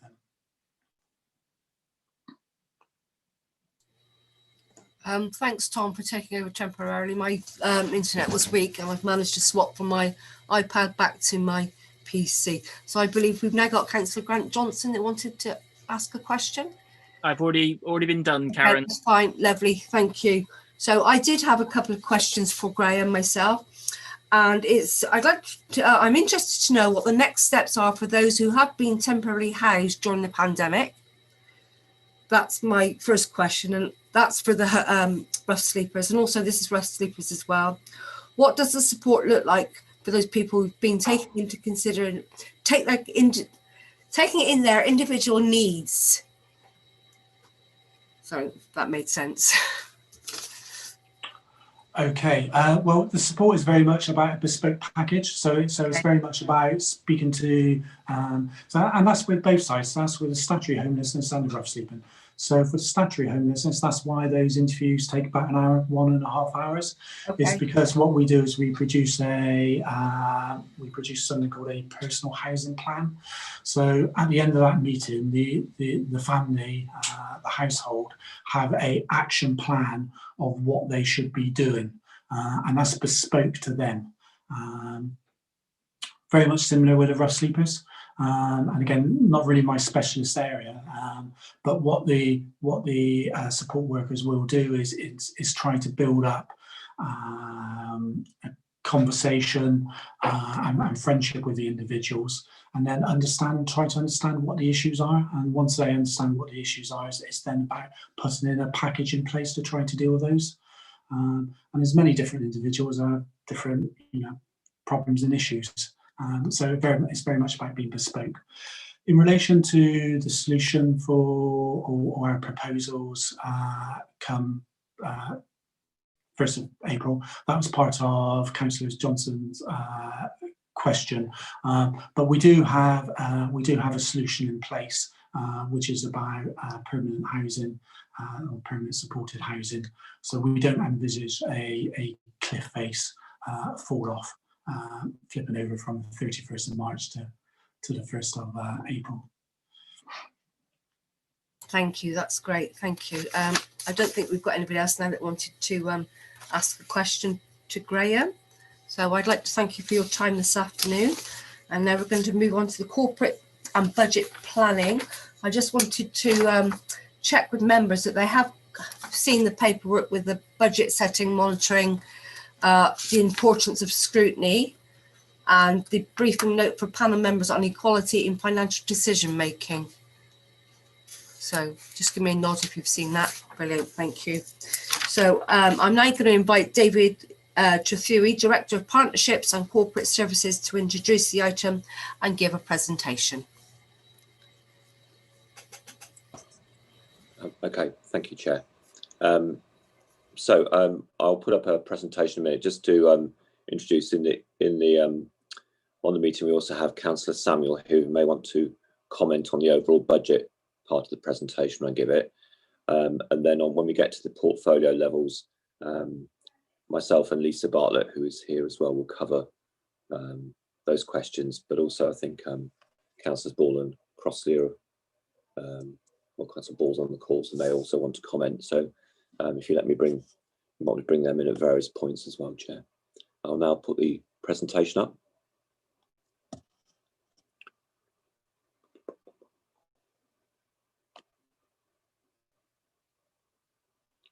Okay. So somewhere it's coming. There we are. Okay, so can we see that? Is that visible then, Chair? Yeah. Yes, we can see that. Yeah, got it. Thank you. Okay, so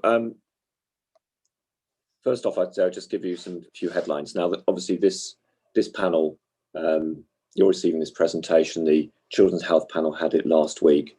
The corporate panel meets next week. Cabinet then meets on the 14th, and then the proposals go to council. So the purpose of this evening's presentation is very much to to give you as a panel a chance to look at the overall budget context, and then see what proposals are in the administration's proposal for this portfolio. Clearly today, if there are questions, we'll try and answer those. If we're not able to give you the detail, we can provide that afterwards, and that will enable you then to feed back into the budget process your views. So I think just some headlines. So you're all aware, we've had substantial pressures as a council following the COVID incident. So the headlines for next year's budget is that gives us a significant growth requirement. So the growth requirement comes from having to rebase some of those income budgets that have been affected by the impacts of the incident.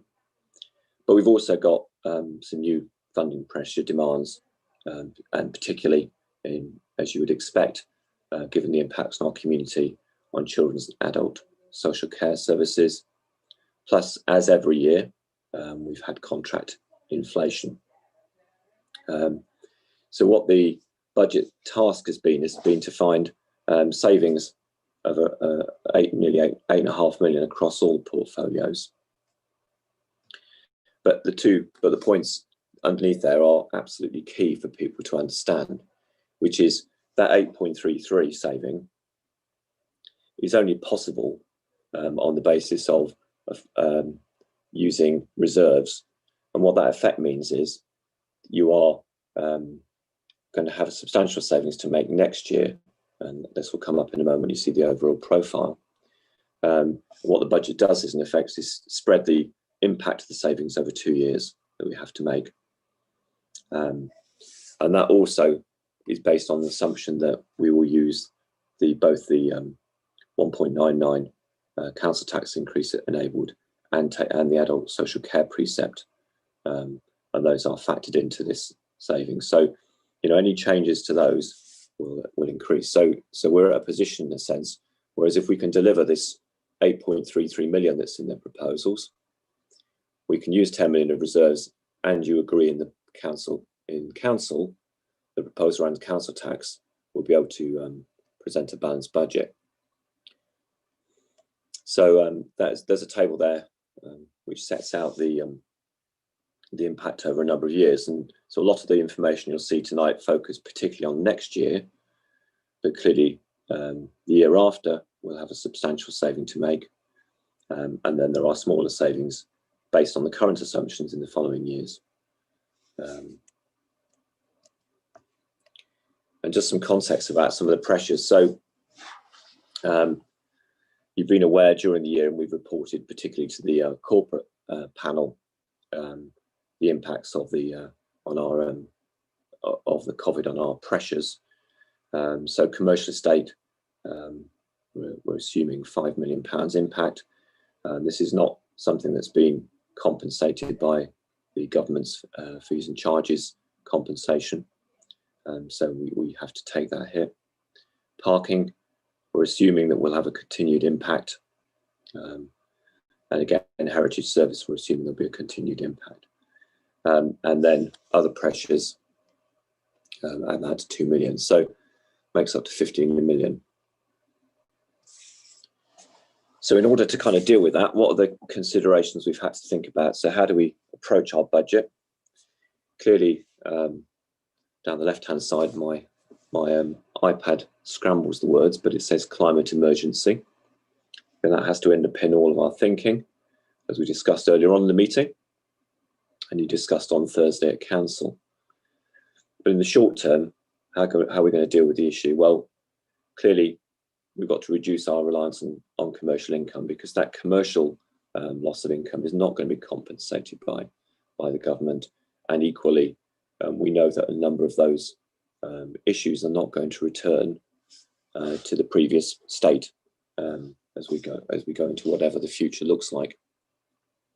We've also got to ensure that all our temporary corporate and service mitigations are in place. So what are we doing within our services? And it's a huge amount to deal with the current pressures, and those have got to be maintained. So the rigour in the organisation to ensure those are worked through is really key. Then as we go into the medium term, so what are our services doing to look at how can we deliver things differently? How can we look at different ways of delivering, because what we're doing at the moment is not necessarily going to be sustainable. And as you'll be aware, we're currently looking at the council's operating structure. So we now have a new chief operating officer, and we're going through a consultation now for a senior management structure, which will look differently about how we deliver what we do, to be more efficient and to recognise, the future challenge we've got. We've also got some key things to do around maximising our IT and smarter working opportunities. Some of this we've learned through COVID. We've been able to maintain services, and Graham in his earlier presentation talked about the initial challenge of dealing with quite difficult meetings with individuals in a virtual way, but how we've managed to do that, and that is replicated across a whole range of services, many of whom thought delivering in a smarter way was not possible. And we've got to do things at a minimum cost, because we will have a lower income base. So, in a sense, this council has been a very income reliant council. and that's no longer going to be the place. And then the long-term changes needed, implementing new strategies for commercial income, which links to that commercial estate discussion. How do we deliver social care in the future? So a national problem around increasing demand for social care services. So we have to take a strategic long-term view of that for ourselves. And then how do we deliver services that are much more resident focused? So we know that a lot of our services are going to have to change how they deliver. So the way to design that is around the customer, around the resident, around what people need. And then in the budget, that's taken us to thinking about what are our ongoing, what's our priority focus for the next 2 years, and how does that feed then through into the decisions and the proposals that are made in the budget. So this, you know, from as members of this panel, you know a lot about the transport schemes and the plans. We had a long discussion on those at a previous meeting, but clearly there's a range of those which are going to be focused in the area over the next couple of years, and a particular focus for us around the Low Traffic Neighbourhoods Initiative. Supporting our most vulnerable continues to be, as we've just discussed in the paper on homelessness, how do we just support our most vulnerable in our communities? And then how do we secure action to address the climate and ecological emergency? So how do those things get centred in our proposals? But clearly also, we've got to be conscious of our local economy and the area around us. So how do we deal with the local economy in terms of how it responds to the pandemic? You know, because those issues are really key to us as well, both in terms of our responsibility to the whole area, but also that impacts on our own income. And then clearly, as an organisation, we've got a programme around develop a programme how we work differently to modernise the council, and that'll be coming to cabinet in February to do that. So we're doing all that thinking, doing all that plan, and as you've just discussed, meantime, we've had to deliver an enormous amount over the last year, you know, through this pandemic. And I just thought it'd be useful before we got into looking at the portfolios to, you know, to really focus on some key achievements in the service areas that this panel looks at. You know, and I think that it's just a taste. You know, we could produce, and there will be more examples in the budget paper. But you know, it's just an enormous amount, and everybody, all the teams, have been massively busy. Staff have been redeploying. They've been learning new skills. They've been working in different ways, and we've been having to focus on really different issues. So I think in every conversation, and you as panel members have recognised that this evening, it's really important for us to recognise that the ongoing work has not just continued; it's got, in many cases, much busier and more focused. So there is then a summary of the various savings summaries that will be going in the budget report. As I said, some were discussed last week, some are at this panel tonight, and some will be at next week's panel around the savings we've got to make around that 8.5 million number. And maybe, Chair, it'd be useful to stop at this point before we get into the portfolio bits, and whether Councillor Sammy wants to say anything, or people want to ask questions on the overall position. If we'd like to invite Councillor Richard Samuel in to speak. Well, good evening, Chair. Thank you for the opportunity. I think the first thing to say is this is not a normal budget, and these are not normal times, and you can view this as an emergency budget still. The financial impacts of COVID will, in my view, continue through a great part of the next financial year, and the impact that has on the council's budget will continue.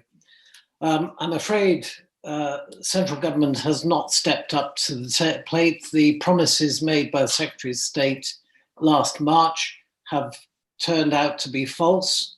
There is a funding shortfall right across local government, and I'm afraid that's the consequences of which we're having to deal with today. So members should not look at this budget as they would with a normal budget in a normal year, because there are all sorts of things that are having to be done that would not normally have to be done. And the principal impact for us, which is different to many other councils, is that prior to the pandemic, we were one of the highest earning external income generators of all English councils. And of course, that is what has taken the biggest hammering in the pandemic, with the 3 lockdowns that we've had, which have not just decimated our local businesses, but have also given us a serious shortfall in income that we earn. And I'm afraid the government compensation scheme excludes 5% of those losses and then gives you 75% of the remaining losses. So the compensation scheme, which to some extent our office has promoted with the central government department, has nevertheless been given us a continuing shortfall. But as David says, the modelling that we have prepared for next year does anticipate those losses. Obviously, the budget in the year we're in could not do that. And so that's why we had to do the emergency budget last year. But I think the context for this, I come back to, is that members are going to have to see this as a 2 to 5 year problem for the council to recover its financial position to that existed prior to the pandemic. And the really key thing, and I want to, David did cover this, but I want to emphasize it, is if we did not do the internal borrowing from reserves that we are planning, you would be looking at an approaching £20 million set of cuts to balance the books. And I took an early view that that was completely impossible to do on top of £20 million we've had to make in savings this year. So you can see that this is a really difficult environment to even put together a budget in, but it will give us a problem next year 22-23, I accept that. And that is something we will be starting work on pretty well as soon as we put this budget to bed. So Chair, I'll leave it there. I'm very happy to take any questions, as I'm sure David is, and we'll see what members of the panel have to say, but I wanted to set that context. Thank you. Okay. So I can't see any questions in the chat at the moment, Chair. So shall I carry on through the portfolios and then maybe there'll be some questions then at the end? Thank you, David. Yes. Yeah. Okay. So as we put in the presentation, we've set out in each of the proposals relating to this panel by portfolio. Now, Lisa and I are both here. We're not proposing to necessarily go through each of these in detail tonight. So what I thought maybe do is if we put each one up, and then if members have questions on them, we can pick them up, and whether we can answer the question or whether we need to go away and find more information. So I think the first ones on here or when Lisa, I think Lisa, you were going to add something to this particular slide as well. I was. Thank you, Chair. Thank you, David. Yes, I think it goes back to what David was explaining at the beginning, that this is an early sight of these papers, and your views will be fed into the overall budget process. And by way of illustrating that, in relation to that item, the second from the bottom, reduction in environmental enforcement, just to let panel know that actually we've had a rethink on that. The £25,000 saving will still be made, as is being explained to you this evening. This is absolutely necessary to make the savings, but we've had a rethink after discussing it with the Cabinet member, Councillor Wood. And so this will really focus on to allowing proactive enforcement of littering to still be carried out, but with a bigger emphasis on fly tipping. So we're just looking at that with more of an emphasis on that, and we'll achieve that by non-frontline vacancy management within the cleansing team, and we'll continue litter enforcement at the current level and place greater emphasis on fly tipping. So that's just an example for you that we are still looking at ways that we can keep services going at the same level as we've been able to achieve over the summertime, but make the savings. So that was just one point I wanted to raise on that particular batch of savings for you this evening.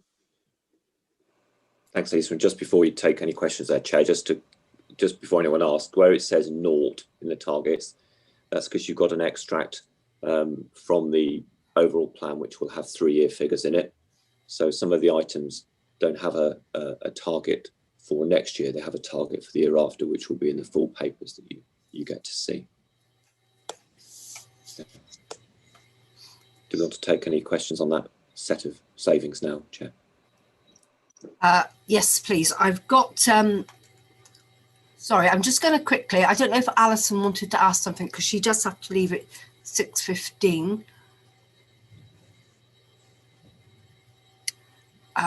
Thank you. Yes, apologies. No, that's fine. I have another commitment at 6:15, so I'll need to leave a little bit before. I just have one question, and it's in relation to the charging for sort of building materials at the tip.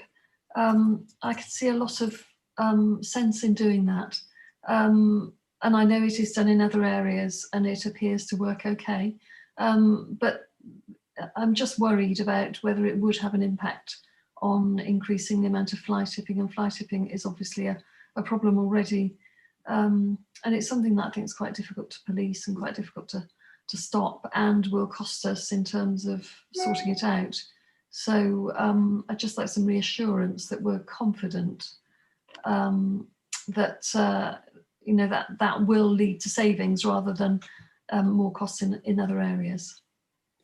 Shall I respond, Chair? Thank you, Councillor Bourne. That's a very good question. You're absolutely right. We have done some benchmarking and some homework before proposing this through this process this evening. We are confident that it can work, and that in other areas it hasn't led to increased fly tipping. But like everything across this area and others, we will keep this under close review, and we will ensure that eventuality doesn't start to happen. I am confident, as things stand at the moment, from what we've done in terms of research, that shouldn't be a problem for us.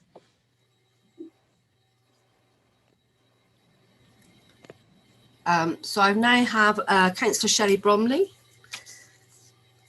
Hi, thanks very much for the presentation, David, and thanks, Richard, too. There was something about in the growth requirements. How do we reduce reliance on commercial income? I'm not sure how that can be achieved.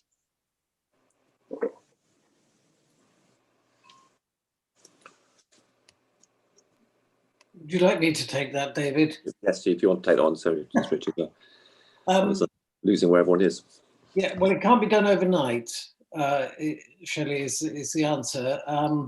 The weakness of the funding system I mean, we have to view this in terms of long-term transition. Not so long ago, the council was getting a substantial revenue support grant from the government. We now get virtually nothing, in common with most councils. And I'm afraid this is I'm not making a political point here, this is a technical point. Central government has been wrestling with how to fund local government for over a decade. And the Chancellor in 2015 made a decision to reduce revenue support grants in favour of business rates as the principal source of income for local government, apart from council tax and things like that. The problem with that is that strategy has been completely exposed and decimated by the pandemic, because the government has had to suspend business rates payments for pretty well every business. Businesses under 51,000 rateable value. And that has meant that the government now is effectively funding us to almost the level it was with revenue support grant. Now, that's not the position the government wants to be in. They wanted to reform local government funding. This council took a very prudent decision many years ago now to try and generate our own income to substitute for falling revenue support grant levels. So we've all been wrong-footed by the pandemic because of that. And my view is that we will never be able to completely sever the dependence on generating income from external sources, so heritage property and parking principally, but that I think we need to reduce reliance on it. And in turn, that means the council has to entirely restructure the way that it spends the money that it generates and has. And it can't do that quickly. This would be a 3 to 5 year piece of work to do. And I think that is something that probably has cross-party support. Members of other parties I've spoken to recognise that, that reality. Councillor Myers, who chairs the corporate PDS panel, and I have spoken about this on a number of occasions.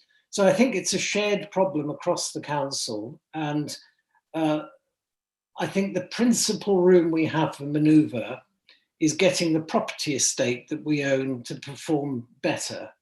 That's going to suffer. It has suffered this year and it will suffer next year and the year after.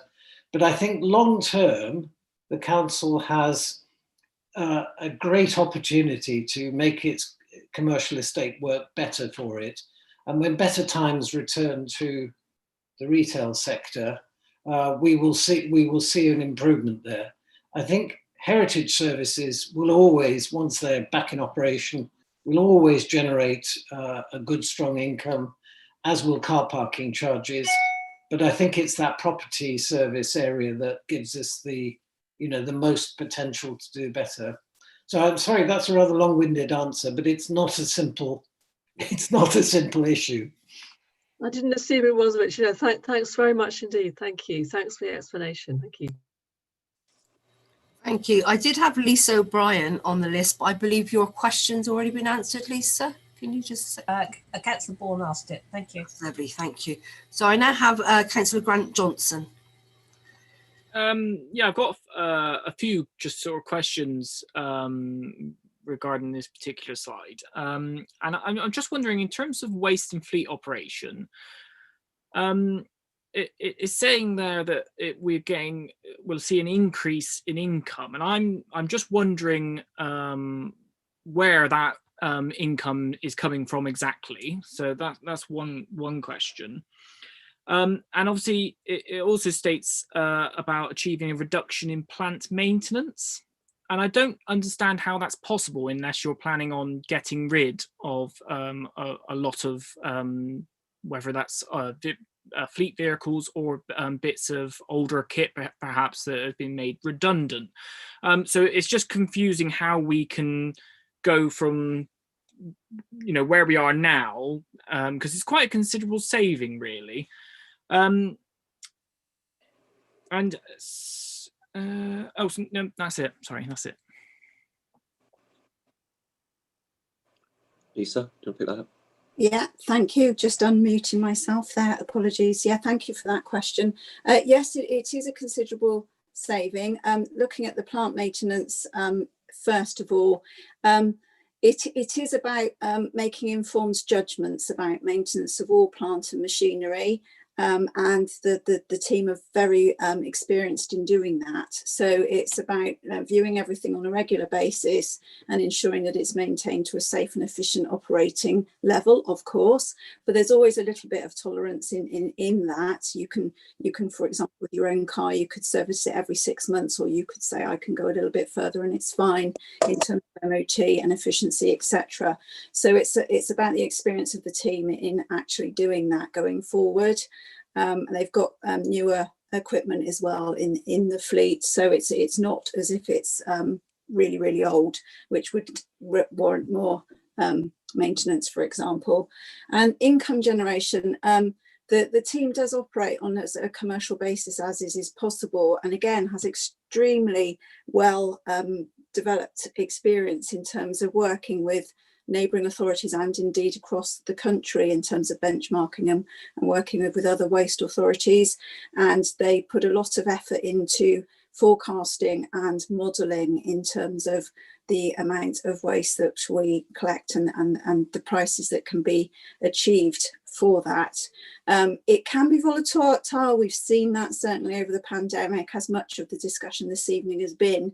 We've never seen anything like this in terms of the impact on our services, and it goes the same for this service as well. And it has been extremely volatile. For example, we have seen huge increases in tonnage in terms of roadside collection over the Christmas period, in particular glass and cardboard, but we've seen a commensurate reduction for obvious reasons in recycling taken to our recycling sites.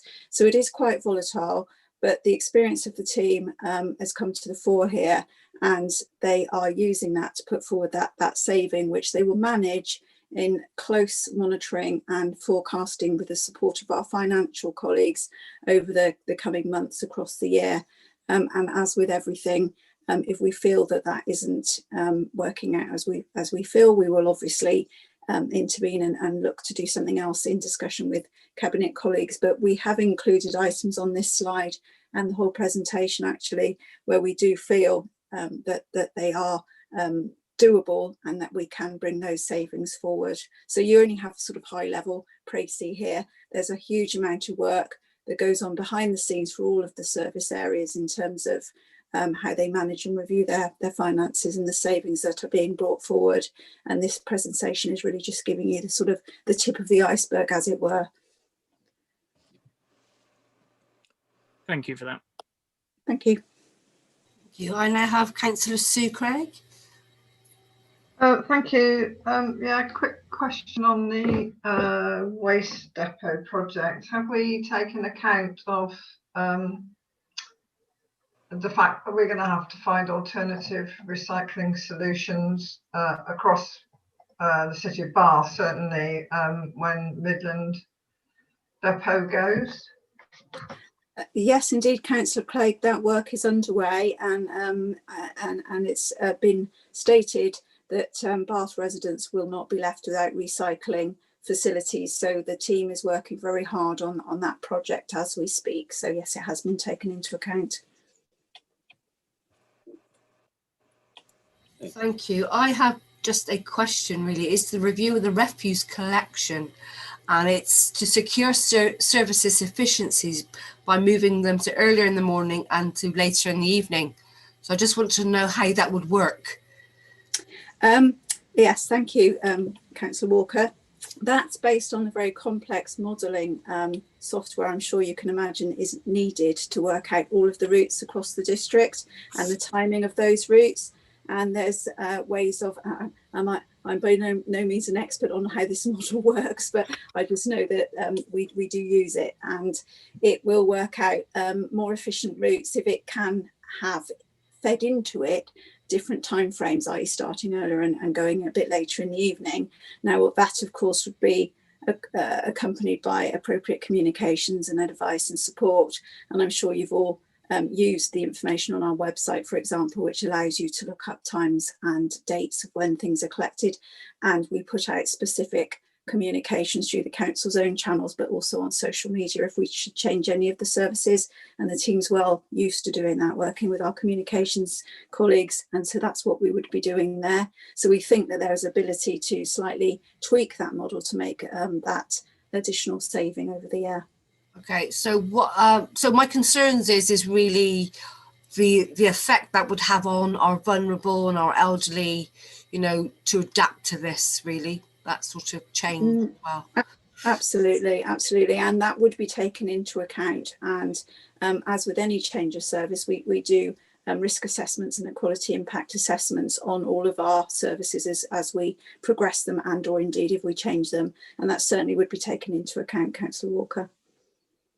Thank you, Lisa. I think I have Councillor Tom Davis now.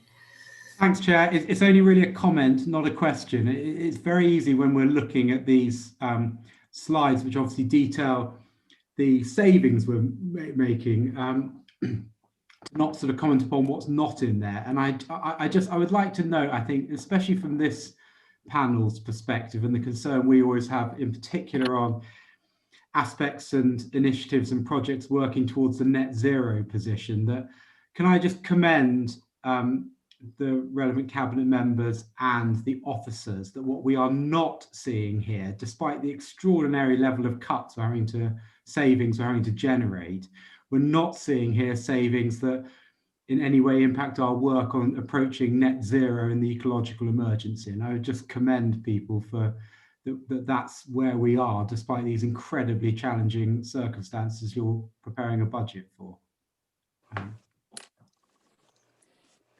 Thank you very much, Councillor Davis. I believe that we've got Andy Rothery. I didn't know if Andy wanted to say anything at this point. No, we've got support tonight from Paul Webb in Andy's team. Okay. So if there are any he'll pick up any if there are any discussions around the kind of, you know, some of the technical stuff I mentioned earlier. Okay. Lisa and I'll pick up the individual portfolios as we go through, if that's all right. Yep, that's fine. So did anybody have any questions for Paul? No, it doesn't look like it. Can I move on to the other portfolios then, Chair? Yes, please, yeah. So community services, so again, follow the same system. We just put that up rather than go through them just in terms of issues you may have. I don't know unless Lisa wants to mention any of those in particular.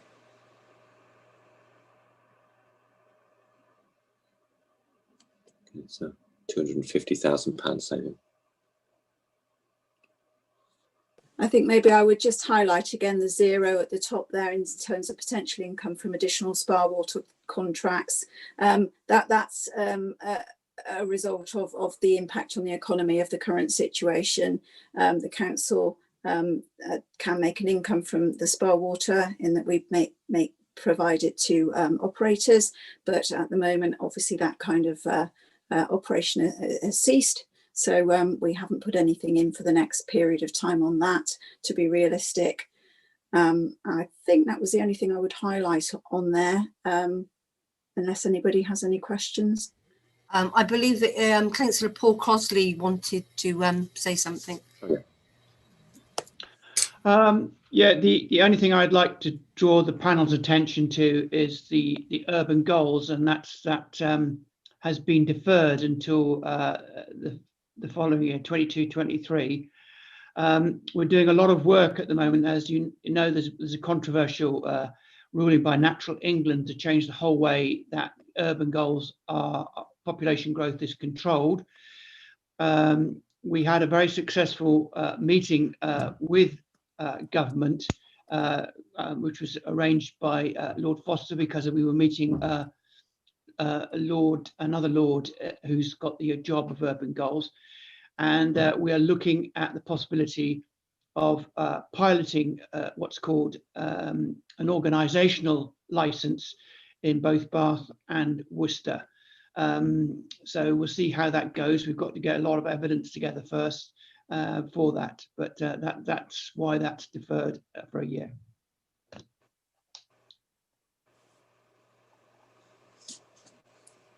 We did have a question from Joel, but Paul has quite happily answered that. So I've got a question from Councillor Grant Johnson. Yeah, it's just to do with the parks and bereavement services. I'm aware that we already have quite a high, or charge quite a high premium for bereavement services compared to other councils, sort of bordering councils to us.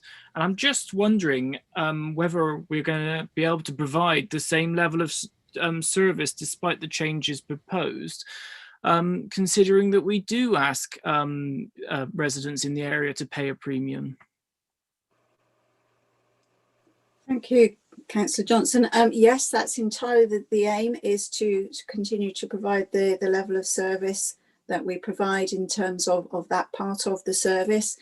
We have an excellent manager in the team who I think has been with us probably a couple of years now, and he brings some excellent commercial experience from elsewhere, and has been setting about looking at the team and the service that we provide, hence the mention of upskilling in that section there, the second one down, in terms of ensuring that we do provide a service to our to our residents in that regard. So that is entirely our aim, to continue to provide and improve where we can the service.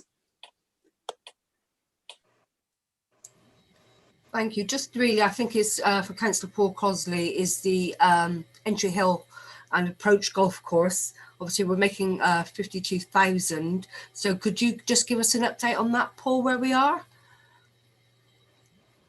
Right. So we, as you know, we went into a tender process. That tender process finishes this week. But one of the criteria that we had for the tender process was, we had 3 criteria. One is that we wanted to not subsidise whatever future operations we had. We want to ensure that whatever future operations we have increased activity and participation, and we wanted to ensure that whatever future activities we had paid attention to our climate and ecological emergencies on the way the areas are maintained. And so because it was a public statement that the tender process would require a massive reduction in the subsidy we provided to golfing, then that's why we can make that subsidy account, even though we've not yet completed the tender process, which will be coming to Cabinet on the 11th. That's most helpful, Paul. Thank you very much. So did David want to move on now? Yep. Okay, so we're now onto the housing planning equitable savings. So these will fall between myself and Lisa. We'll follow the same process, I guess. I don't have anything specific to say.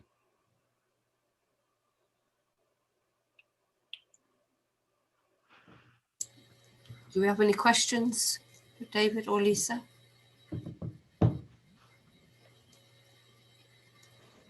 No, I think we can then okay, move on to transport. Yeah. Although Joel's just popped one up. Is that on this page? On transport, please. Okay. Okay. Okay, so transport savings, there's a range of measures here around making efficiencies around some of the various pieces of work. So I guess the top one I will say something about, because we are at the moment carrying out an asset piece of work around the asset management plan with the support of Volca, and what that will give us is the opportunity to do a proper prioritisation around the highways assets. So I think during next year, we'll be able to deliver that saving, but also do a proper review really of which of the highway assets we're prioritising in our maintenance work in our budgets. Okay, so if anyone's got any questions on the other items, then I'll happily do what I can. So I've got at the moment a list. Yes, Councillor John Hurst is first on my list. Okay, I had a few questions on this page. So the first one was on line 2, the maintenance savings and the reduction in inspection gang. So to kind of mitigate the impact of that, are we going to, as a council, be encouraging a greater degree of community reporting to try and almost use the community to kind of help mitigate that loss in inspection gangs? Should I keep going with my list and then because it might duplicate with other people as well? So then in terms of the pay and display meters, I just wanted to understand really, are we replacing them with just the app approach, and is that where that saving comes from? My question on the coach parking was, will this have an impact on the utilisation of the odd down? So it's my parochial question because it's in my ward, the odd down coach facility, because certainly local residents in Odd Down and neighbouring wards are anxious about the impact on increased traffic on the Wells Way, and would that be an unintended consequence really of using Western Island less? And then kind of combine the question about the reduction in security on the parking and the park and rides. What do we think the unintended consequences of that are around community safety, impact on antisocial behaviour? I know that certainly in the summer, maybe pre-COVID, we had a significant challenge in Odd Down at the Park and Ride, with people congregating in the Park and Ride and causing some challenges to the community. And then finally, I just wanted you to explain to me what the line about Terrace Walk is about, and just to explain it a little bit further. Thank you very much. Okay, so yeah, I guess on the maintenance stuff around the inspection, clearly we need to do some more around, you know, promoting ways of reporting issues. So things like Fix My Street, you know, we've got some success with Fix My Street. Some people find it good to use. Sometimes they get disappointed by, you know, the recording of it. And we know that. We've discussed that with a number of people and services. So, but yes, we can certainly promote that. I guess we have to accept that at some point, as we reduce spend on some of these issues, sometimes we will get more complaints, and I guess that's an impact we have to be aware of. So yes, you're right. We need to try to do what we can to mitigate that where we can. On the car parking, you know, we are looking at retaining pay and display machine in the car park. So it's a 50% reduction, but it is based on actually most people. There are an increased number of people using the app, and that has actually increased during COVID as well. People are not particularly keen on putting coins in, but the idea is that there will still be that facility in the large car parks to enable that to happen. Coach Park, I guess, yeah, we've got, I suppose, the whole issue of what coaches will be having coming to the city in the future is a little unclear at the minute. But I'll have to get someone to give you a bit more of a detailed note on that before we get to the meeting. I don't have enough of the detail to give you a proper answer on that, but I'll get you a note. And then the other one was the security. Yeah, so I guess we are conscious of security at the Park and Ride sites. To be honest, the existing provision hasn't been working very well. So what we're looking at, and there are some items that enable us to do some of this in the capital programme, putting some more, some different measures in to the Park and Ride sites to offset the revenue savings on these contracts. So we've got a couple items to try and do things around the barriers and the overall management. We're not entirely clear that some of these contracts have been entirely successful. And the terrace walk thing, this actually we cancelled last year in the during the pandemic, which was us paying for additional staff to marshal the coaches in terrace walk. Obviously, we've not had to do that in the year, so we're suggesting we don't pay for that in next year as well. I guess as things start to reopen, if that or it becomes different, we might have to review some of these items in that basis. But at the moment, we have to find some savings for the next year in order to make this budget balance. So we thought we could do that at the moment, but it will need some review as things start to build up again.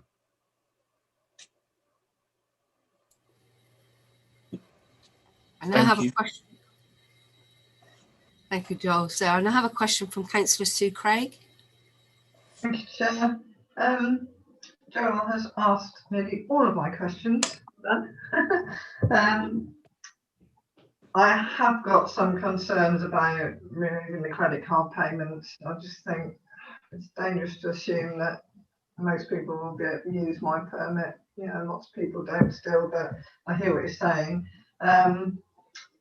Just on the maintenance savings, I'm a little bit concerned about flood and drainage problems. Are we saying that if someone's worried about flash flood and heavy rain, which we're getting more and more of, that they need to report it on Fix My Street, and that's their only option? Because I think Fix My Street is great, but it's not a quick response thing.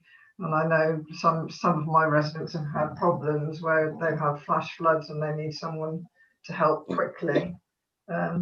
So yeah, the rest of it Joel's covered. Thank you. Yes, sorry, my point of raising the Fix My Street was responding to Councillor Hurst suggesting we needed to mitigate by encouraging people to report. Clearly, if people have emergency situations, then we need to deal with those on a risk basis as we would now. So I'm not suggesting that's going to be the only way of dealing with it, particularly in those emergency situations. So yeah. So, Councillor Grant Johnson, sorry. Yeah, so Joel did cover a lot, so well done on that front. I am still interested. I know he did ask about the security in the park and ride and car parks, and the review that will be taking place in the contracts, and indeed the cancelling of a security contract. I'm really worried and concerned about that, really. You know, we try as a council to encourage people to use park and rides, you know, to offset anyone needing to go into the centre of Bath. And now obviously we've got now a clean air zone. And I wouldn't want anything to be done to sort of jeopardise that. And I think it can leave people feeling very anxious about leaving their property in these locations, which, you know, at the edges of the city. So I just think there's a lack of finite detail there, really, as to what actually your plan is. Yeah, as I said, these are high-level issues.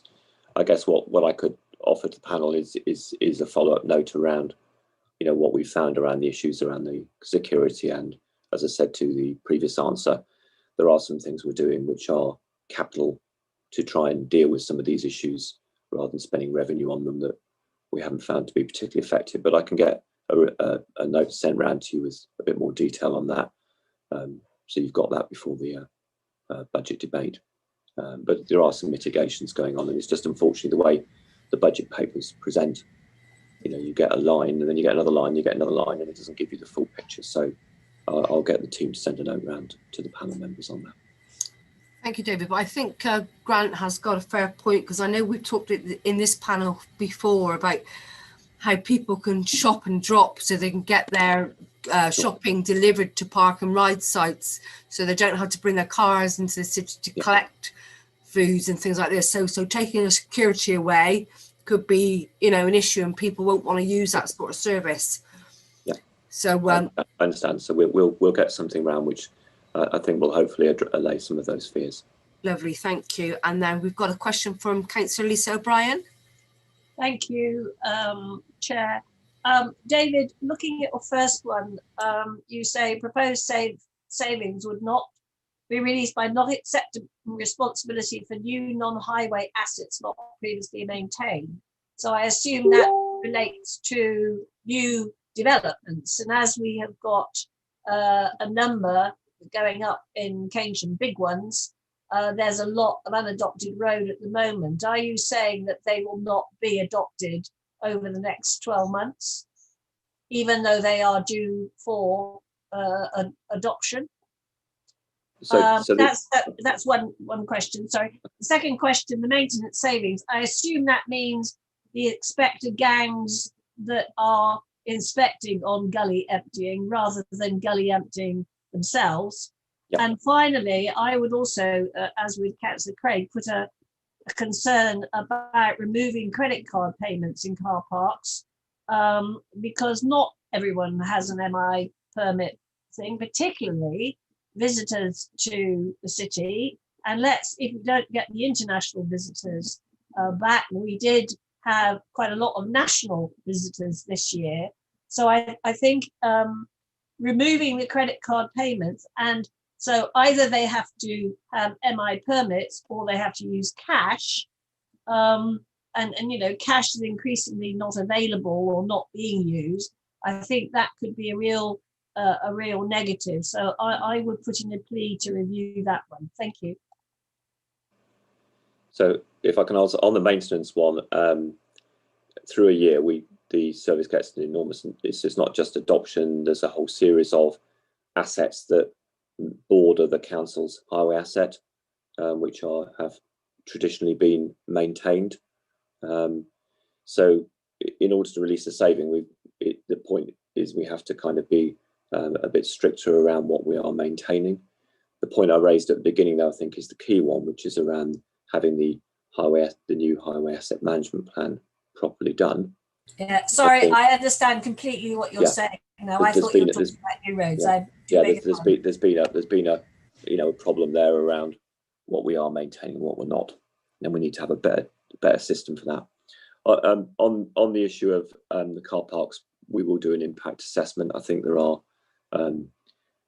different views on that, and except for some service users, some things will be less convenient or more difficult. So there will be an impact assessment done before we implement. I believe that Councillor Grant Johnson wants to come back with another question. Yeah, sorry, Chair. I forgot to ask this earlier.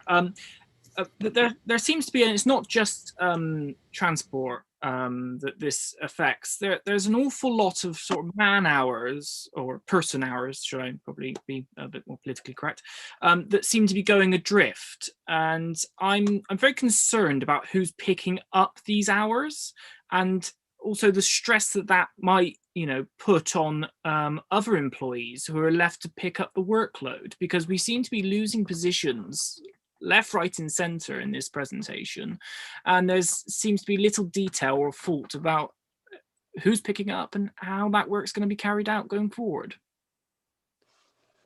On the posts that are on, if I pick to this page, these are posts where we are comfortable that we are able to take those posts and still deliver the service, and obviously that does include an impact on the existing staff. So we are conscious of that, but clearly at any point where you are reducing the numbers of people, that becomes an issue in the overall, and we have those discussions as part of the consultation with the trade unions on behalf of the staff. But in this particular page here, I know the team have worked through these, and we are comfortable that this is not going to be a particular pressure. But your general point remains, that we are, so the point being, when you get to budget savings, is what you're trying to do is say, if we're going to remove the staff, then it isn't about, we have to think about, are we going to reduce the service level, because otherwise we are passing that pressure on to more other individuals, and we are conscious of that. So it's a fair point to raise at any point this happens. We try and mitigate it, we try and manage it, and we will obviously review, as things are implemented, if it begins to have a knock-on impact on individuals. Clearly, one of the things we've been doing through COVID is been doing regular assessments of the impacts on this of staff. So we've got some pretty good process in place now to monitor on an ongoing basis what's happening in terms of staff impacts. Thank you for that answer, David. So I just wanted to pick up very quickly on something what Grant has just said about maintenance savings, and I think Lisa mentioned it on the reduction of inspector gangs.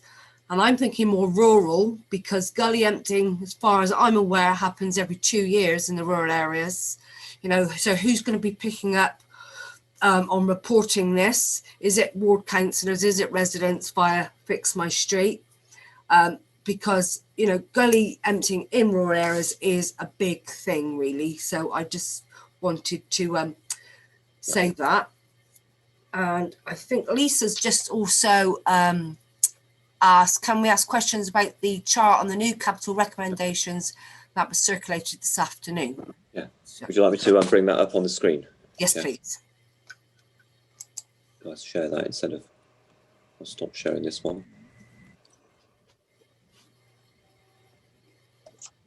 So if I start talking about this before it comes up, so clearly another part of the budget process is the capital programme. Yeah. Is that big enough to see now? Yes, much better. So with the final papers, you will get a much fuller paper, which includes a lot of the existing programmes that are being continued. And what Andy Rother has sent around today has been these are the new proposals that will be in this year's budget that are supported by additional borrowing. So, so again, that's, you know, and to give you some information on that, and there's a pre-sight of it before the full papers come clear. So, as I said, sounds like you've got a question on this already. I'm happy to see if I can answer it. Can I go ahead? Yes, please, Lisa. I was just wondering, looking at the top line in climate emergency, delivery for residents, given that in terms of strategic priority over the next 2 years, the transport schemes and in particular creating low traffic neighbourhoods, does in the creation of low traffic neighbourhoods, I'd be very interested to know how much has been set aside for that, and will it come from climate emergency budget or will it come from transport budget? Okay. Please. Right, I've just got that. Right, so just bring up my page. Okay, so as I said earlier, there are some other items here coming up. So this is the new money, so it doesn't cover all of those transport services. So we've got the highways maintenance, a local enhancement bill, WECA grant, and then we also have the transport improvement programme, which will be going in the budget for full approval, which will also pick up the low traffic neighbourhoods work, and a whole range of other capital items around the transport. So you'll see those when they come in a separate annex. Oh, I see. It'll be an Annex 5, I think, of the current draft, when you get the papers, Right. which will list them under the services of transport services. So you should then get the full picture of all of that funding. Lovely. Thank you. Thank you yeah. very much. Does anybody else have a question for David? No, sorry, if I could just come back on that. Of course you So can. The 900,000 here, that is for climate emergency work, e.g. planting trees and such like, rather well, than a traffic neighbourhood. Well, the 900,000, if you look in the portfolio below it, it's primarily for energy schemes. Right. So it's not for the transport scheme. So I guess it's how you, I mean, clearly a whole range of transport schemes will be about delivering our climate emergency. But unfortunately, we don't have a perfect way of allocating them portfolio and priority wise. It's a bit, so you will see those in addition. Yeah. And could I just ask one final little question and then I'll shut up.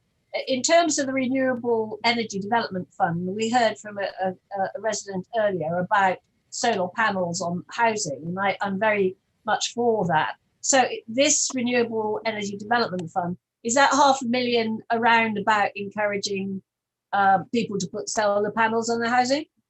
We've got a renewable energy fund about 150, which is primarily going to be around development work and getting projects running with communities, which are going to be, and businesses where, in a sense, you know, we're seed corning private investment or individual investment, you know, so those kind of enabling type of schemes. Yeah. And the development fund is more about spending on our own estate. Right. Okay. Thank you. So if we're going to put some panels on one of our buildings or a or a turbine. Okay, I understand. Thank you. So I just wanted to follow on from Lisa, and we're talking about energy capture schemes for the Roman baths. Obviously, we're borrowing that, but will we be able to recoup that at a later date once heritage services are up and running, 2 to 5 years time, properly? Yeah. So I mean, those sorts of schemes generally have any scheme has a return on it. So it only gets signed off for final approval when the when the business case is signed off with the return that comes from it, either through service supported borrowing, where they get an income to pay that, or whether the scheme itself brings in another income to the council or to meet one of our objectives.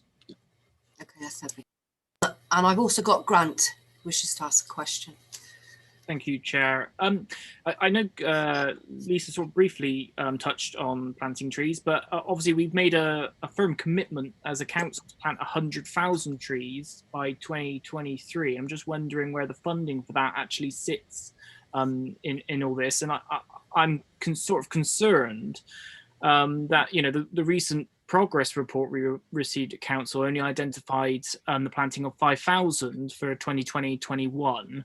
And it doesn't appear anywhere here. And I would have thought that would represent a significant amount of money. Yeah. I don't know if Lisa, you can say anything about the tree scheme at the moment. Well, yes, I can. Thank you. The strategy is being worked up in terms of how we can best plant that 100,000, because it's important to know what type of trees you need to plant, where you can source them from, and we want to make sure we source them from this country, so we aren't importing potential diseases from elsewhere, for example. So that piece of work needs to be done, and also where the most effective places are to plant the different sorts of trees. And that piece of work is underway at the moment, almost for completion. So I think in terms of that strategy, that will be linked more closely with the financing once we know those details. And it has been slightly delayed because of the pandemic situation, but it was important to get that strategy right before we endeavoured to make decisions about where to plant the majority of those trees. Although having said that, our own teams and the Parks Department in particular have made a really good start on planting trees in terms of on our own premises in parks, for example, and working with schools and other community groups in terms of making a start on where we can start planting some trees. But I think the detail of that will start emerging once we have the strategy, and that's, as I say, is being worked on now. So thank you for that. If I could add, this is not, planting trees is not a capital item. It would appear in the revenue budget, because trees are not a capital asset in the way that buildings or things you can put a value to. I mean, they have a different type of value. So yeah, that's why it's not on this list. That's fine. It hasn't appeared anywhere here. But one of the things, based on what your reply was, Lisa, I'm just wondering, so are you saying that funding has yet to be identified for that commitment? No, Councillor Johnson, no. We have some streams of funding coming forward, including some from SIL and elsewhere. I don't have the figures to hand at the moment, and I don't know if anybody else on the meeting can give you the panel that information at the moment, but it's a combination of sources. Or if there isn't anybody at the moment, perhaps we could put a note round on that detail afterwards, much as in the same way as David has offered to do on the other item earlier this afternoon. That would be very helpful, thank you. I believe it's 125,000, and I think 75,000 of that is from SIL and 50,000 is from elsewhere.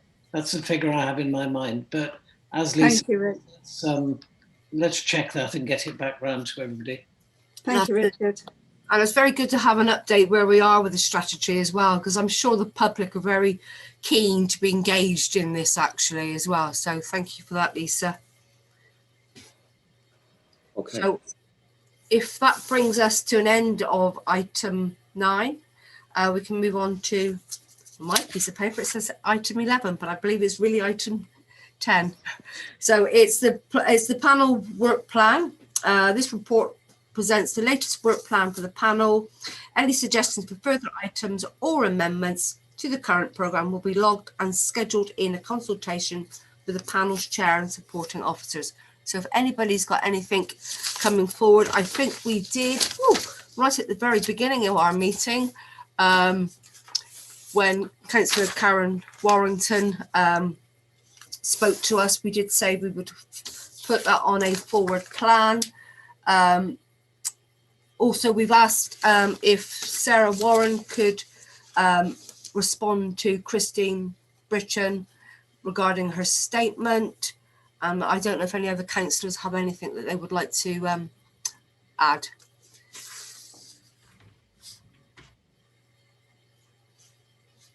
No, if you think of anything, please email me at Donna and Michaela, and that would be great. Thank you very much. So, Chair, sorry, it's Tom here. The only other one I had was just to note that we could have the homelessness and. that's right, you did. So that was on a yearly report, wasn't it? Yes, that's right. And I'm sure Michaela would have picked that up actually in the minutes. Also, Karen, I was going to try and make a slightly broader point about how we run our business. I'm wondering whether if we could get into the discipline of trying to be tighter on the verbal presentations and make the time tighter for that, much as the council officers' input is really helpful. I think a lot of that is in the papers. I wonder whether we could be more efficient ourselves in covering maybe 3 or 4 topics in a meeting if we kind of try to manage our time more efficiently, if that's possible. I don't know whether that's something that's appropriate to kind of reflect on with the officers and see whether we can kind of see whether we can be just stricter on ourselves. And I'm probably as guilty as anybody of using up too much airtime, to kind of see whether we can do more business. No, that's fine. We can take that to the chair's briefing, and then we can discuss it there. And then we will take obviously recommendations from Donna and other officers as well. Chair, could I just say, I understand where Joel is coming from. I do think we spent probably longer than we intended on the statements at the beginning of the meeting. But I think the 2 papers that we have discussed tonight have been really, really important. And I would be wary of cramming the agenda with too many items, because, you know, we've been accused today of not scrutinising properly. And I think it is important that all members of the panel do have the opportunity to ask little questions, clarification questions. You know, that's our job. So I would just say, let's not cram in lots of reports and not be able to discuss them in depth.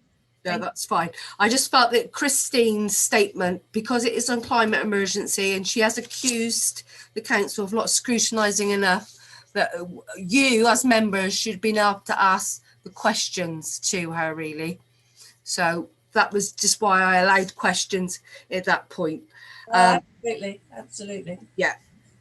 So I've got what Joel has said, and the other items. So I'll take that back to the next planning briefing. And thank you everybody for your time this afternoon, and have a good evening.